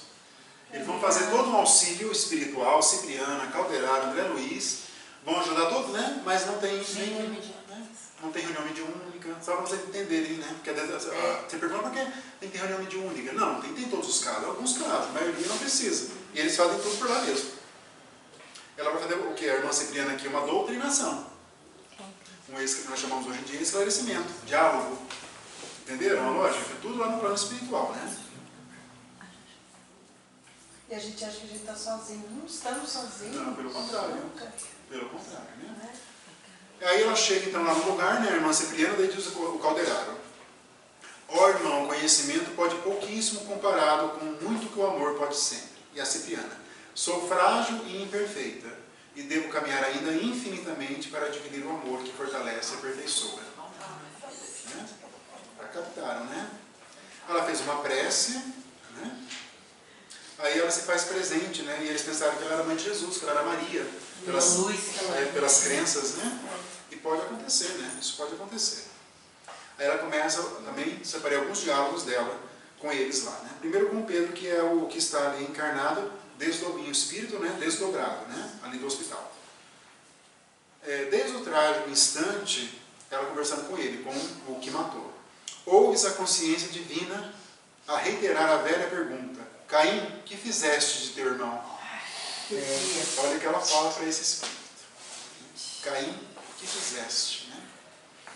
Tens vivido desarvorado e desditoso, de alma agrilhoada, alma presa à própria vítima, aprendendo que o mal jamais se coadunará com o bem, e que a lei cobra dobrados tributos àquele que se antepõe aos seus ditames e sábios e soberanos. Repararam isso? A lei divina ela vai atuar. Se essa pessoa tivesse direito a verbas trabalhistas, mas essa pessoa não pagasse, essa que não pagou estaria infringindo a lei. Ninguém precisaria se interpor entre a lei divina e essa pessoa. E ele se interpôs para pegar o dinheiro a que ele julgava pertencer a ele. Entendeu? E se era dele, ia encontrar uma forma no universo, encontrar um jeito de chegar até compensar. E a providência divina ia, sim, ia de alguma outra reeducar forma. aquele que se apropriou ilicitamente. É isso que ela quer dizer aqui. Haverá consequências a quem se interpõe entre a lei divina e o cumprimento dela. Aqui na lei humana tem um crime que chama-se exercício arbitrário das próprias razões. O nome já fala, é um crime no Brasil. Então a pessoa ela tem direito a algo, né? O típico caso é de um locador de um imóvel, ele tem, a pessoa não pagou o aluguel naquele mês, ele vai lá e retira algum bem na casa dele. Vai lá, entra na casa e retira um bem. Chama exercício arbitrário das próprias, porque não pode fazer isso. Tem que ingressar com uma ação judicial e o juiz ordena, se for o caso, uma penhora. Entenderam a lógica da lei? A pessoa não pode ir lá e ela fazer a justiça, ela se apropriar. Desequilibra e aí ela passa a ser Totalmente, também a voz também. A justiça quem exerce, né, é o poder judiciário no Brasil, né? Mas a lei divina quem exerce é ela. Não podemos nos interpor, né, a isso. Né? E ela diz ainda o seguinte: não, Pedro, o fundamento da obra divina é de amor incomensurável. E cultivando o perdão e a humildade, aprenderemos que só o amor salva e constrói para sempre. Lembra-te das tuas próprias necessidades, interrompe a marcha da aflição, reconsidera a atitude e faz novo compromisso perante a divina justiça. O Pai não nos responde às súplicas com palavras condenatórias, senão com palavras de reeducação do espírito. Aí o Camilo, que é a vítima, permanece lá impassível, né? Ele não foi sensibilizado. E a Cipriana ainda: a condição de vítima não te confere santidade. Pegou ele pela orelha. Vales-te dela para semear na própria senda ruína e miséria, treva e destroços. A Cipriana também não passa a mão na cabeça, não. Não passa, não. Aí eles foram à casa de Pedro, né? Que ela quer sensibilizar o Camilo. Ela leva, o André Luiz leva, né, o Pedro lá para a casa dele, né? E a obsessão durava 20 anos já aqui, né? E a Cipriana diz: o dinheiro não soluciona problemas fundamentais do destino. Os problemas fundamentais, aqueles lá, que cada um tem aqui lá no íntimo, não são solucionados com dinheiro. Não são. E que o elevado conceito que possamos conseguir dos outros nem sempre corresponde à realidade. O Senhor todo misericordioso nos ensinou que a verdadeira liberdade é a que nasce da perfeita obediência às suas leis sublimes, e que só o amor tem suficiente poder para salvar, elevar e remir. Somos todos irmãos suscetíveis das mesmas quedas, filho do mesmo Pai. Não te falamos, pois, como anjos, senão como seres humanos, regenerados em peregrinação aos círculos maiores. Ela se coloca ainda à altura dele, né?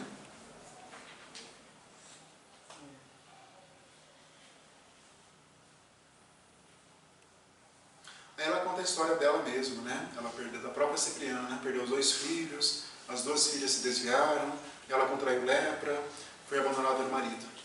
Essa foi a história dela, da última encarnação, vocês imaginem, né? E ela diz ali que ela soube extrair os tesouros espirituais da sua situação de dor. Que foi o comecinho da aula de hoje, que a gente não quer sofrer. Não quer. A gente não quer sacrifício. Se eu ficar dizendo, nossa, coitada do Eugênio, coitada, ele não é. É a minha, como chama? Ascensão. Ascensão, a Ascensão. A sua E cura. ela mostra isso pra gente numa boa, né? A gente lembra. Na época ela deve ter. Mas imagina vocês que são mães aqui, né? Abandonar filho, 2 morrem, 2 se perdem, o marido abandona e você contrai uma doença que não tinha cura. Imaginem essa situação. Mas Muito foi pesada. É muito pesado. Foi aí que ela subiu, né? São os grandes mártires, né? O Estevão também, né? O Estevão, Tem a resignação, né? resignação. A Estevão, fé tem que ser muito grande. Paulo Estevão, né? Estevão foi, lembram, né? Saiu de lá, o pai morreu, a irmã desapareceu, foi escravizado, chegou lá, mas, né, muito magro, já esquálido, da pior maneira possível, mas ele leu o Evangelho e ele se iluminou. Isso. Com 20 e poucos anos, né? O livro começa com 25 anos, se não me engano, com 25 anos de idade. E pela trajetória ele desencarna antes dos 30 anos, como Marte. Ele sabe tirar de todas essas dores, ele tira luz. De toda a dor que ele passou, ele consegue tirar luz. Ele nunca vai ver uma palavra dele contra a providência divina. Quanto mais os sofrimentos se acentuavam, no livro Paulo Estevão, mais a fé dele crescia. E geralmente é o inverso. Quanto mais o sofrimento vem, geralmente a pessoa se afasta, ela passa a ser uma pessoa mais dura. Né? E ele não. O Estevão, cada vez que o sofrimento se fazia presente, mais a fé dele crescia, mais as luzes cresciam. Né? Lembra da música, que depois no mestre, martírios são troféus. Martírios são cruéis. Troféus, né? É verdade. Foi Pedro, é da música Pedro, não é? Ele fala isso. De Pedro. Acho que foi. Uhum. Eu gosto dessa música. É, mas são Também. lindas. Não, mas são lindas, né? São lindas mesmo. Né? E ela diz assim, para complicar a nossa vida de vez. Aí ela complicou de vez, que ela fala assim: vivi igualmente na terra e não padeci quanto devia. Considerado o tesouro da iluminação espiritual que recebi do céu pela dor. Ainda ela acha que ela recebeu muito e sofreu pouco pelo tanto que ela recebeu no plano espiritual. 100 por 1, como diz o Cristo, né? A proporção. Kardec vai falar sobre isso também. E quando ela termina aquele capítulo, né? 5. O coração que ama está cheio de poder renovador. Certa feita disse Jesus que existem demônios somente suscetíveis de regeneração pelo jejum e pela prece. Às vezes, André, como neste caso, o conhecimento não basta. Há que ser o homem animado da força divina, que flui do jejum pela renúncia e da luz da oração que nasce do amor universal. Aí os dois foram resgatados, aliás, um não, porque um estava encarnado, mas deixou, ele foi resgatado no caminho.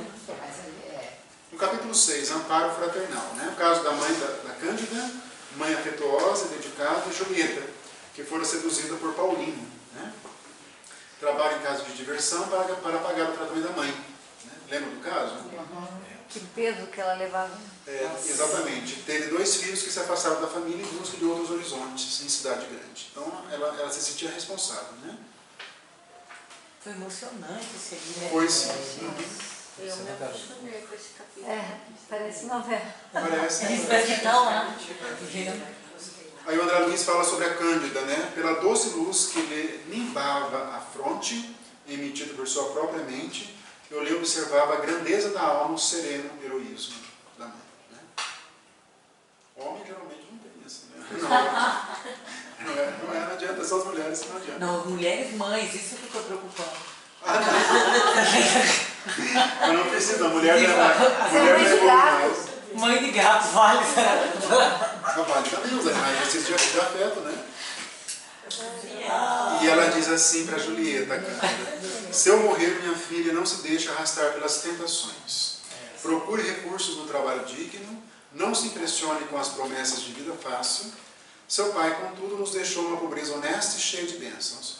Todavia, neste gravato de silêncio e de dor, a paz é a coroa da minha alma. E reconheço que não há fortuna maior que a consciência tranquila. Olha isso. E se eu entendi direito, os espíritos que ali estavam assistindo estavam ajudando a manter as forças dela para poder ter o diálogo, né? Achei interessante. Espíritos familiares. Exatamente. Estavam dando sustentação, tipo assim, para que pudesse cumprir um ciclo ali, né? Que já estava se formando. Exatamente isso. Julieta, eu não desejo que você seja boa e dócil tão somente para comigo. Obedeça igualmente a Deus, consagre-lhe amor e confiança. Ele é nosso Pai de infinita bondade e de nós pede apenas um coração singelo e uma vida pura. Conforme-se filhinha com os desígnios divinos no turbilhão das provas humanas e não descoroçoe. Né? Ela faz um resumo do Espiritismo em um parágrafo.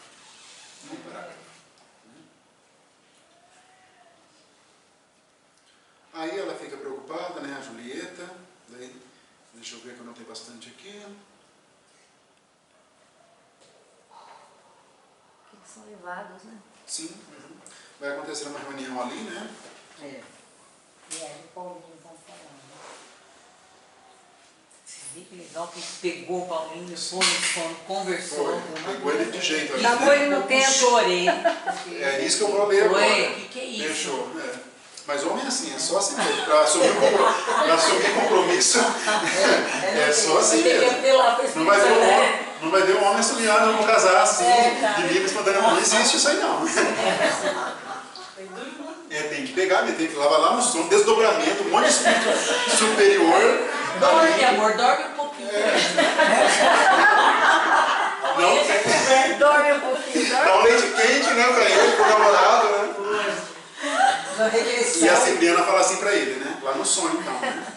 Não interpretas a experiência humana como estrada preparatória da eternidade? Que juízo fazes da vida e dos seus sublimes dons? Desperte para os teus compromissos de natureza superior. Que ele tinha ali, claro. Não é mencionado detalhadamente, mas tinha compromissos.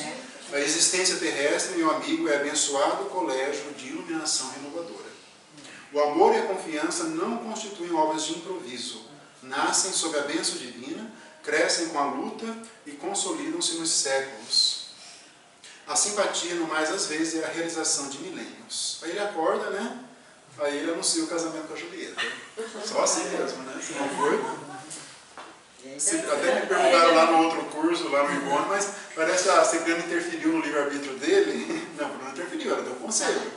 Ele não é obrigado a casar. Recuperou um pouco da memória dele. Ele foi inteligente. Eu vejo assim. Foi inteligente. Recuperou, ela foi... Ele tinha prometido. Ele tinha um planejamento espiritual, não é falado, Sim, nós denunciamos que ela tá existe. querendo fugir. Ela relembrou do planejamento espiritual, do plano espiritual lá, né, do mapa dele de reencarnação. Lembra que a gente faz coisa errada por ignorância. É porque a gente esquece. Ele ficou sabendo. É assim, o homem faz por ignorância, porque não é que ele quer fazer. É por isso, entendeu?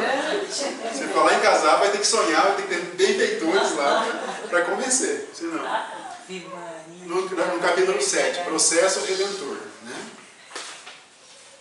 Aí diz o Valderado ali, sobre a colaboração espiritual em favor dos desencarnados. Né? À vista disso, colaborando com os trabalhadores decididos, inúmeras legiões de auxiliares invisíveis ao olhar humano se desdobram em toda parte, socorrendo os que sofrem, incentivando os que esperam firmemente no bem, melhorando sempre. Isso coube ao Espiritismo, né? Explicar, né, a ajuda infinita que existe dos espíritos em nosso favor.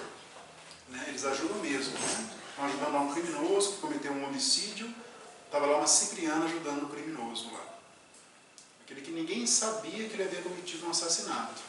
Estava lá um espírito muito, muito adiantado, conduzindo, né, para o bem. Então existe todo, né, um trabalho intenso da espiritualidade. Isso que o Valderado quer nos dizer aqui. Quase sempre é a força intercessória que determina os processos de ajuda. Então geralmente são as preces que fazemos, sejam as que vêm de nós aqui encarnados, seja de parentes, de afetos que se encontram no plano espiritual. É por esse mecanismo que se ajuda, predominantemente. É o canal. Se o espírito já tem as suas conquistas, aí não há necessidade. Por si só, ele já tem condições de se comunicar com espíritos superiores.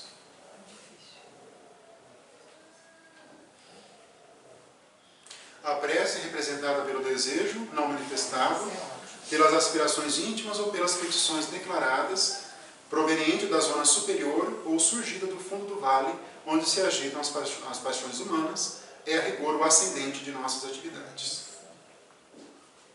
Nosso problema não é de favoritismo, senão de espiritualidade superior. Né? Aí eles, deixa eu ver aqui... Aí tem a história do menino, né? Sim, daquele menino que tem vários problemas de saúde, né?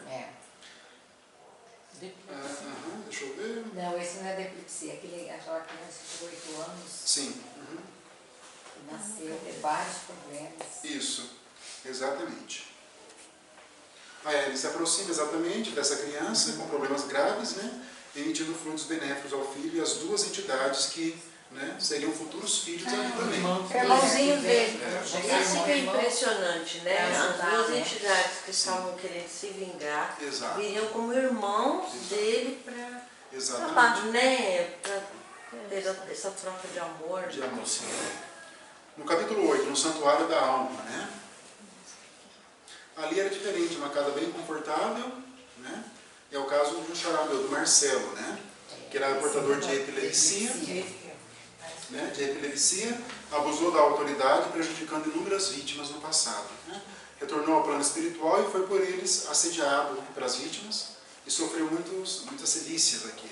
Mas tinha méritos em obras que lhe beneficiaram posteriormente. Né? Aí diz o Valderado, se o mal demanda tempo para fixar-se, é óbvio que a restauração do bem não pode ser instantânea. Esse é o princípio também. Nós temos que entender isso na nossa vida. Né? Respeitar o concurso do tempo. Do tempo, do esforço do tempo.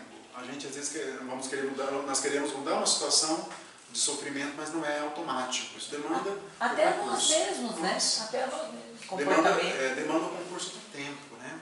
Isso é fundamental, né? Longe vai o tempo em que a razão admitia o paraíso ou o purgatório como simples regiões exteriores. Céu e inferno, em essência, são estados conscienciais da consciência. e mesmo em processo retificador, tanto tempo quanto seja necessário. Aí sobre o Marcelo diz assim o Calderaro: preocupa-se em reajustar as preciosas qualidades morais, caracteriza-se desde menino pela bondade, obediência, docilidade e ternuras naturais.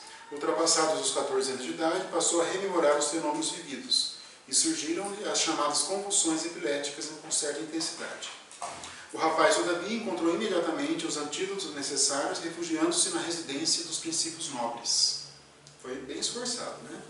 Isto é, na região mais alta da personalidade, pelo hábito da oração, pelo entendimento fraterno, pela prática do bem e pela espiritualidade superior. Que é um roteiro para nós todos, no fundo. No fundo, para nós todos. Estava resignado ali, sim, né? Mas ele se esforçava. Tinha oração, entendimento, prática do bem. Ele tinha um esforço grande na conquista de valores espirituais.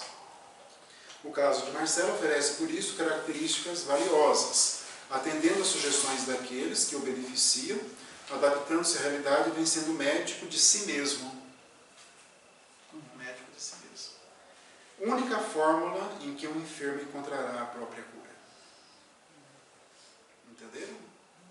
Médico de si mesmo por meio dessa prática. A adoração, entendimento fraterno, a prática do bem. E não só vir a casa espírita ou não passe. Ou outras ainda, que se rotulam de espírito, mas praticam as chamadas curas, né? Aí é mais isso aqui que realmente a cura nem está dentro de nós, né? De nós mesmos. Lembra que daí teve um desdobramento, ele conversou com o André Luiz, perguntou da colônia Nosso Lar, normalmente. Reparar, o André Luiz foi impressionado com aquilo. Né? Até que chegou 2 entidades inferiores, né? E ele ficou assustado. Correu para dentro do corpo. Correu dentro do corpo, imediatamente. Parecia tão lúcido, mas de repente ele... rapidinho. Quando a gente acorda assim, sabe quando a gente acorda assim, Denise? Eu dei a cara com alguém. Parece que está caindo assim, né? Nossa, quem já não teve isso, né, de acordar? Quietinho. Todos tiveram, no meio da noite assim? E a Com porta. certeza. Graças a Deus tem Eu estava no Recanto, a última vez, lá no Recanto Lins de Vasconcelos, na reunião do conselho, eu fui dormir.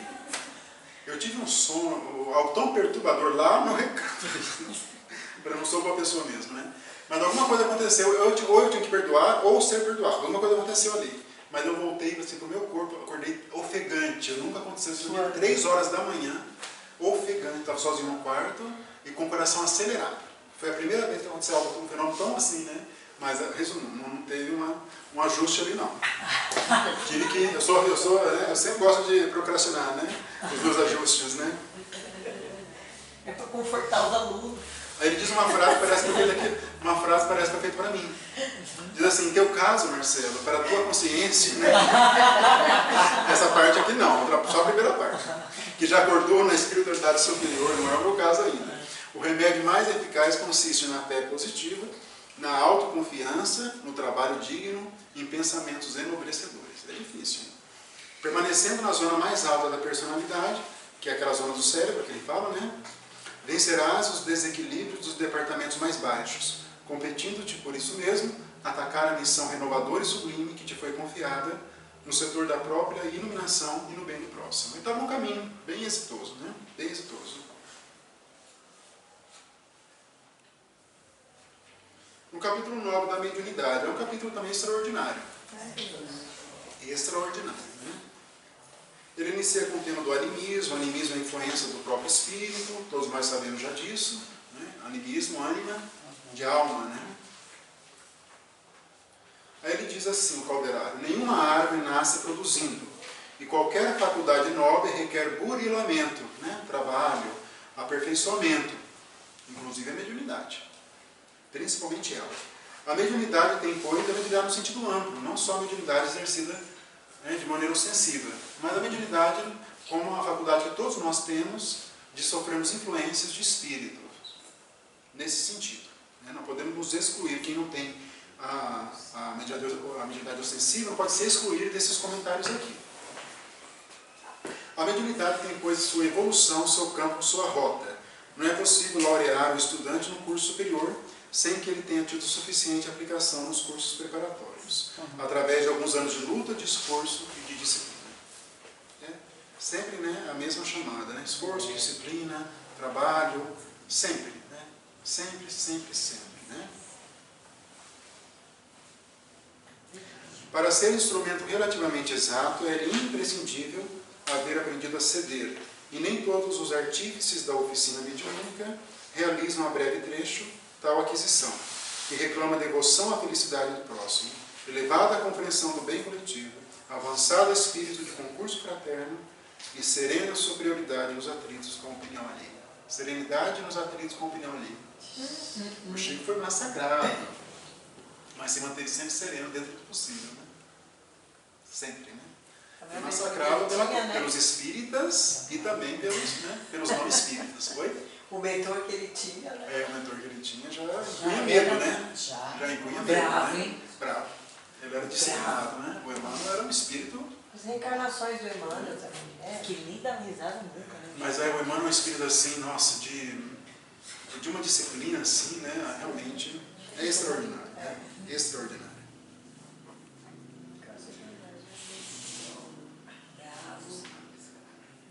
Guardei esse coitado. Não sabe o quê? Desculpa, Sabe o que do Emmanuel? Não! Eu estava com dó meu anjo de guarda. Pensando, como será que Com Jesus, o aspecto da mediunidade é diferente. Mantém-se o mestre em permanente contato com o Pai, através da própria consciência e do próprio coração. Transmite aos homens a revelação divina, vivendo-a em si mesmo. Por isso que alguns falam que ele é médium de Deus, nesse sentido. Só nesse sentido. Ele não é um médium no sentido que nós conhecemos, porque nem o Espírito falava por ele. Ele era um médium de Deus, né? Quem falou, Joana de Anjos fala sobre isso, eu acho o Emmanuel, o Herculano Pires também, médium de Deus, nesse sentido, de nos trazer a revelação divina. Ama as criaturas e serve-as, mantendo-se unido a Deus. Em razão disso, a Boa Nova é mensagem de confiança e de amor universal. Mais adiante, precisamos de médiuns iluminados, aptos a colocar-nos em comunicação com as fontes do suprimento superior. O Camilo Castelo Branco fala das dificuldades que ele teve para encontrar um médium. A todo momento, alguns às vezes ele não encontrou, para transmitir o conhecimento alto. Ele fala sobre isso lá. Necessitamos do auxílio de mais alto, requeremos o concurso dos benfeitores, que demoram acima de nossas paragens. Para isso, há que organizar recursos de receptividade. Nossa mente sofre sede de luz, como o organismo terreno tem fome de pão. Nossa mente sofre sede de luz, como o nosso organismo tem fome de pão. Amor e sabedoria são substâncias divinas que nos mantêm a vitalidade. Compreendes agora a importância da mediunidade, isto é, da elevação de nossas qualidades receptivas para alcançarem a necessária sintonia com os mananciais da vida superior? Entenderam que a mediunidade aqui é colocada como faculdade da alma? Entenderam? Isso que eu quero que vocês prestem atenção. Não é a mediunidade sólida, reunião mediúnica. É a nossa faculdade de nos comunicarmos com os espíritos, seja por intuição ou de forma ostensiva em alguns casos. É isso que ele fala. Né? Para isso temos que nos purificar. Né? O intercâmbio com os desencarnados não poderia transformar os homens em anjos de um dia para outro, mas poderia ajudá-los a ser criaturas melhores, que é o objetivo da mediunidade também, entre outros. Né? Aí tem um caso da médium Eulália, que ela psicografou uma mensagem na noite, mas eles interpretaram como sendo anímica dela e não de espírito. Né? Ela ficou desapontada, né? Mas foi cercada por Calderaro, que ele infundiu bom ânimo, né? E ela aceitou aquilo, né? Aquela intuição bem forte. Né? Ele diz lá que tinha 11 pessoas ali na reunião, das quais 8 tinham um campo íntimo, suscetível de ser beneficamente influenciado pelos espíritos benfeitores. 3 estavam distantes desse objetivo. O nosso último capítulo de hoje, né? Dolorosa perda, o caso da Cecília, né? Nossa, isso é uma tragédia, né? Tragédia. Ela realmente foi muito intransigente, né? Essa moça aqui, né? Filha de família rica, né? Com beleza física, fiz um resumo aqui. Deixou-se conduzir pela irresponsabilidade. Engravidou-se, embora não fosse casada. Imaginem isso, né? Numa época remota. Com certeza isso é a década de 40, década de 30. Imaginem vocês isso. Então os costumes eram muito mais rígidos do que são hoje. muito mais rígido. Mas o espírito que receberia como filho era velho inimigo, para complicar, né? Vai complicando, né? Vai complicando. E ambos se uniam por vínculo de ódio. Daí Cecília pensava em aborto, temendo as consequências para o nome da família. Né? Aí tem a mãe dela, né? Ela foi muito caridosa, mas não a ensinou nas disciplinas da vida. Né? E que desespero. Desespero. Totalmente desespero. Né? Aí diz o Calderaro: os laços entre mãe e filho, presuntivos, são de amargura e de ódio, consubstanciando energias desequilibrantes. Tais vínculos traduzem a ocorrência em que o espírito feminino há que recolher-se ao santuário da renúncia e da esperança se pretende a vitória. Aí a mãe da Cecília, durante o desdobramento desta última, diz, né? Socorre-te da consciência antes de tudo. O preconceito é respeitável, fala para ela. A sociedade tem os seus princípios justos.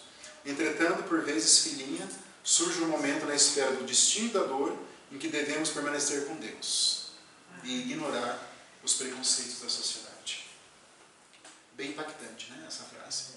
Porque se coloca no lugar dela. Não é uma situação fácil. Exclusivamente, né? Não abandones a coragem, a fé, o desassombro. Aceita a humilhação como bênção, a dor como preciosa oportunidade. Todas as lutas terrenas chegam e passam, ainda que perdurem, não se eternizam. Que bonita essa frase. Que consoladora. Né? Que consoladora. Né? E tem outras, né? Mas, infelizmente, né, ela, em razão do livre-arbítrio, ela acabou cometendo o aborto. E né? como esse espírito pediu, mentalizava que ele queria ser bom para ela, né? Que ele ia ajudar ela na ascensão. Mas, com certeza, os vínculos de ódio entre os dois ali falaram mais alto. Falaram mais alto. Os dois realmente se odiavam ali, né? Falaram mais alto. Mesmo com essa intenção que ele tinha, mas tinha ali. Depois ele vai mostrar essa face dele em seguida. Entendeu o que eu quero dizer? Ele estava lá, mas depois ele vai mostrar a face dele de que ele não perdoou ainda. E ela desencarnou, né, por hemorragia, impulsionada pelo próprio espírito, né? Repararam isso? Tipo, ela... Não, eu não li isso. É. Não consegui. Mas tipo assim, ela foi matar ele e ele matou ela. Mais ou menos. Não, ele se agarrou e provocou, de certa forma, a hemorragia. Exatamente. Parte dele houve exatamente um apego ali dele, ainda do espírito, né, ali no feto, e acabou provocando hemorragia e ela foi a óbito. É isso que aconteceu. Ela não, e ele ficou odiando ela porque ela não deixou ele. E ele diz para ela, para complicar a situação, né? Arrastar-te-ei para o abismo. Imagine como é que fica esses dois, né? Agora, né? Até hoje, talvez, eles podem se encontrar, talvez, e se encontram lá nesse lugar ainda tenebroso, né? Abismo, porque sim, mesmo nesses casos... Regiões de trevas, né? Não, tio, esse abismo aí, eu sinto como infinitamente, pro resto da vida, né? Eu te pego. Um dia vão ter que se regenerar, porque é da lei, né? É da lei, né? Ainda nesses casos, é necessário o resgate entre os dois ainda. Com certeza absoluta. Claro que se um perdoar antes, haverá um atenuante. Não é? Poderão receber como filho de novo, né? Algo assim, ou ele casa com outra mulher e a recebe como filha. Né? Ele estava no caminho, né? Estava, mas agora mas voltou. Houve um rompimento, né? Ele diz aqui, o Calderaro, né, que o término da situação do processo de ódio era impossível de prever. O Calderaro diz, entre os dois ali. Né? Então é isso, né? São muitas histórias, né? Eu tenho até outras coisas, mas o tempo nosso já. Mas é bom que vocês falem também 15 minutos o que vocês gostaram ou o que vocês já estão praticando. Foi o primeiro livro que teve partes que me emocionou. Ah, é? Foi as lágrimas? Foi, porque eu não sou assim de filme, coisas de livro não. Esse livro foi o primeiro que teve partes que... Você fez as lágrimas? Foi. Porque assim, sabe, uns pontos assim que tocou. Parece que mexe, né? E alguns levam as lágrimas mesmo, né? Eu fui às lágrimas com o Paulo Estevam, né? Memórias de Cecília aqui. Você foi às lágrimas também? Nossa, quando eu descobri o papel de Maria. Sim. Eu chorei muito quando a Abigail canta lá e o Estevão está sendo lá. O pai e o Gesiel, até então Gesiel, estavam sendo lá, né, chicoteados, né, tal, e ela começou a cantar, e ela hipnotizou, mas eu comecei a chorar. E outras cenas também, e também no livro Há 2000 Anos também, quando a Lídia, ela é levada lá nos círculos máximos, né? Quando ela vai lá, eu fui ao círculo máximo, o que restou lá em Roma, aí eu só lembrava da Lídia, não tinha nada, só a Lídia, só via a Lídia, né? E ela desencarnou por uma pata de um leão, né? Assim, ela já desencarnou ali. E ele procurando por ela depois, assim, é uma cena assim. Mas é engraçado que parece que a psicosfera ali ainda permanece meio carregada. Nossa. Eu fiquei sentado olhando as pessoas passeando lá, virou uma pista de corrida, as pessoas passeando no É um campo agora. Virou um campo. Sem nada. E quantos cristãos morreram ali, né? Mas eu lembro da Lídia especificamente, porque ela é uma mulher pura, né? Ela nunca mais, segundo Chico, encarnou. Quem não leu tem que ler Há 2000 Anos, que conta uma das histórias do Emmanuel, né? Como Públio Lento, o senador Públio Lento, que passa na época do Cristo. E a Lídia era uma santa. Era uma santa, assim, era um espírito de... E o Chico teria confidenciado para os amigos próximos que ela nunca mais encarnou na Terra. Foi a última reencarnação dela na Terra. Não precisava mais. Não precisava mais. Porque realmente ela demonstrou ali a todo momento um heroísmo absurdo. Né? Ela foi lá falar com o Pôncio Pilato para libertar Jesus. É um heroísmo isso. Né? Um homem que a assediava. Um heroísmo. Naquela época, né? E ela venceu obstáculos, tudo, né?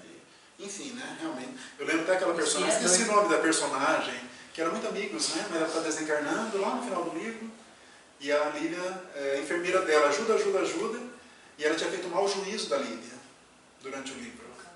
Aí depois ela chama o público, ela segura a gola dele e fala assim: sua mulher é uma santa. E desencarna em seguida. E a Lídia realmente é um espírito extraordinário, né? Então realmente tem cenas comoventes. Ela tem um desdobramento, vocês lembram no livro? Ela, no momento que Jesus está na cruz, ela tem um desdobramento, ela faz uma prece tão fervorosa que o Espírito desdobra e ela sai, se emancipa e vai até onde está o Cristo. É um fenômeno diferente, né? Acontece muito quando está dormindo, mas não durante a vigília. Ela estava em vigília. O espírito elevado, né? E foi muito elevado, muito elevado. Mas tem realmente cenas que... Esse livro é tocante, um livro, no fundo, essas histórias, né? Nós falamos poucos aqui, mas cada história vai tocando um pouco, né? O drama, né? Cada um se identifica um pouco, né? Acho que vocês são assim também, né? Sim, uma encarnação do Emmanuel, né? Ele desencarna em Pompeia, né? Em Pompeia é o próprio Públio Lento, no finalzinho. Depois ele volta, uns 50 anos depois, ele volta como escravo. Uns 50 anos depois, ele é histórico. Mas o escravo já era, vamos dizer, aquele que já era professor dos romanos. Ninguém sabia que era um escravo que tinha um espírito tão nobre. Eles falavam, era o Públio Lento, né? Mas lá em Pompeia eu passei muito mal. Nossa, como passei mal. Eu não passei mal, mas... Não sei, não conseguia. De longe eu não entendi. Sabe assim? Acho que é porque eles deixam ali. Mas é tenebroso. Não, mas alguma conexão que a gente também tem. Tem. Nós enquanto... Mas o clima, eu também, eu fui lá, eu fui para 2018 lá, no sul da Itália, mas eu achei assim, não só aí, mas achei ruim, o clima é ruim lá em Nápoles. A psicosfera É ruim lá na... eu acho, impregnado. Impregnado mesmo. Né? O pessoal fala dessa delegacia, que nós estamos vendo, ali, não tem aquela delegacia ali? Que era, hoje é museu, alguma coisa. Sei, ali no psicosfera. Isso, que eles falam. Eu não sinto porque eu não sabia o que era antes, quando eu cheguei aqui em Londrina. Mas as pessoas falam, né? As pessoas que tiveram muita dor aconteceu ali, né? Entendeu?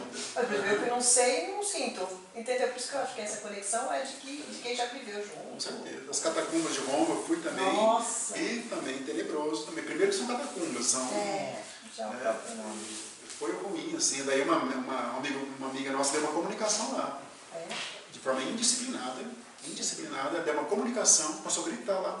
Já estava um ambiente escuro, sombrio. Ela começou, né? E era um espírito que vivia ali nas catacumbas. Até prestei atenção, eu sou curioso, eu não penso ainda em ajudar o espírito, eu penso no que ele vai falar, né?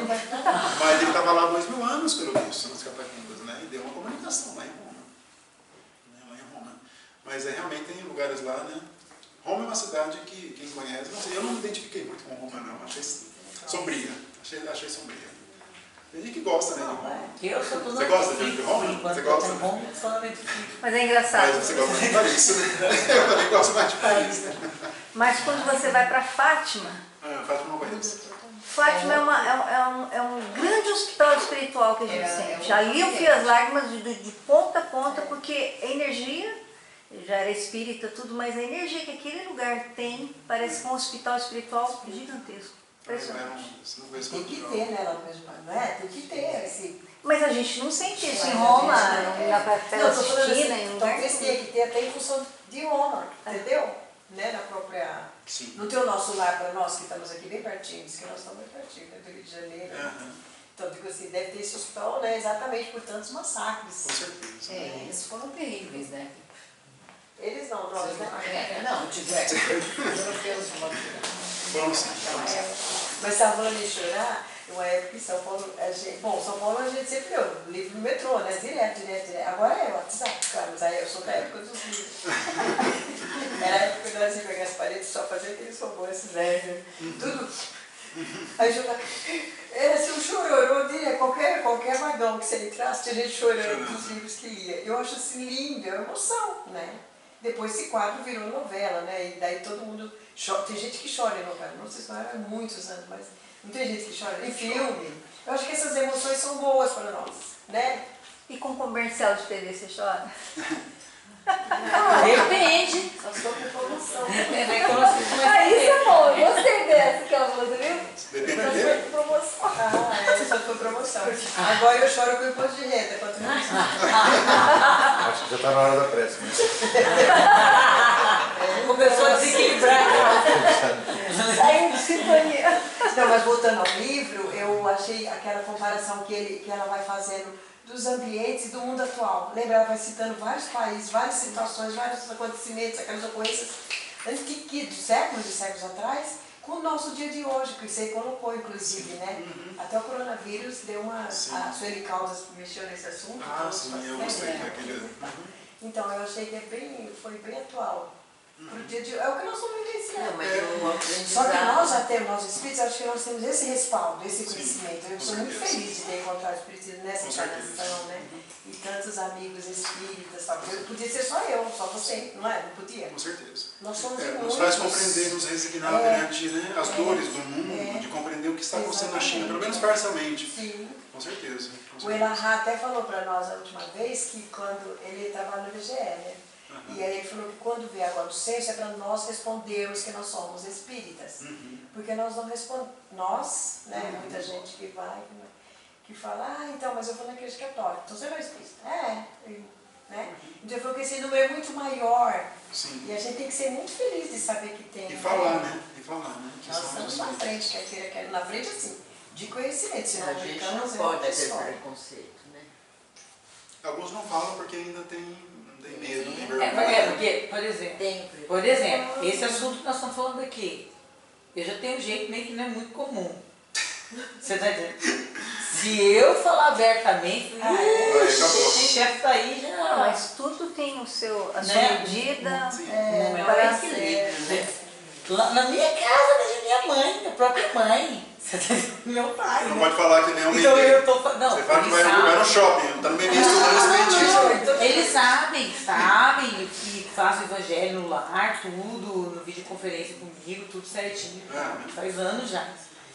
Mas assim, por exemplo, eu falo, tô estudando o livro do Chico, do André Luiz. Aí meu pai, mas o que fala? Eu começo a falar, filha, não tá perigoso isso aí. Tipo assim. Mexe com essas coisas. Tipo assim, porque realmente muda, quebra o paradigma totalmente, gente. Olha, a minha mãe, todo domingo eu convido ela para vir aqui. Todo domingo. Ela fala, meu Jesus não me permite. Já pensou? Eles têm medo, tem muita gente que tem medo, tipo assim, vamos mexer com o espírito, ele vai acordar, ele vai vir. Mamãe fala assim, eu quero a vida real. Eu falei, então venha. Então venha que o caminho é por aqui, mamãe. Já está gravando na conversa. Essa é uma conversa. Temos que dialogar também. É bom, mas vamos realmente já tá. Alguém queria falar mais alguma coisa? Mas a minha rua é diferente. Essa eu moro num condomínio bem simples e tem várias ruazinhas, né? Na verdade são 300 apartamentos, sobradinhos. E aí, quando eu cheguei, todo mundo evangélico. As meninas tudo de 30, eu de 60 e ainda espírita, calcula, né? Hoje eu sou... Dá licença, né? Agora é minha humildade.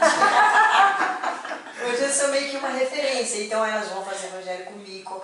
Ai, Angélica, você me dá aquele negócio assim que faz assim. Ah, vem ser daqui. Passe. Mas elas vão. Aí eu não falam, não. transfiro muito. E aí mudou toda, assim, então hoje elas não se tornaram espírita por conta disso, não. Mas elas continuam aceitando a doutrina. Tem um interesse, tem um despertamento muito Que é isso que, exatamente. Os filmes também eu acho que ajudaram muito. Algumas novelas também. Sim, é verdade. As pessoas procuram, né, a espiritualidade, né? O espiritismo tem muitas respostas, tem muitas. E a espiritualidade age nessas pessoas para que elas procurem, uai. Uai, eu assisti um documentário, é um caso que aparece no canal, eu vi por um acaso que um padre, isso lá em Ohio, ele estava sendo acusado de ter matado uma freira. E ele estava sendo interrogado, foi interrogado, ele não. E aí o detetive que estava interrogando ele saiu da sala. E os advogados de defesa tentaram lá ver o áudio que tinham passado em branco, que ele falando sozinho.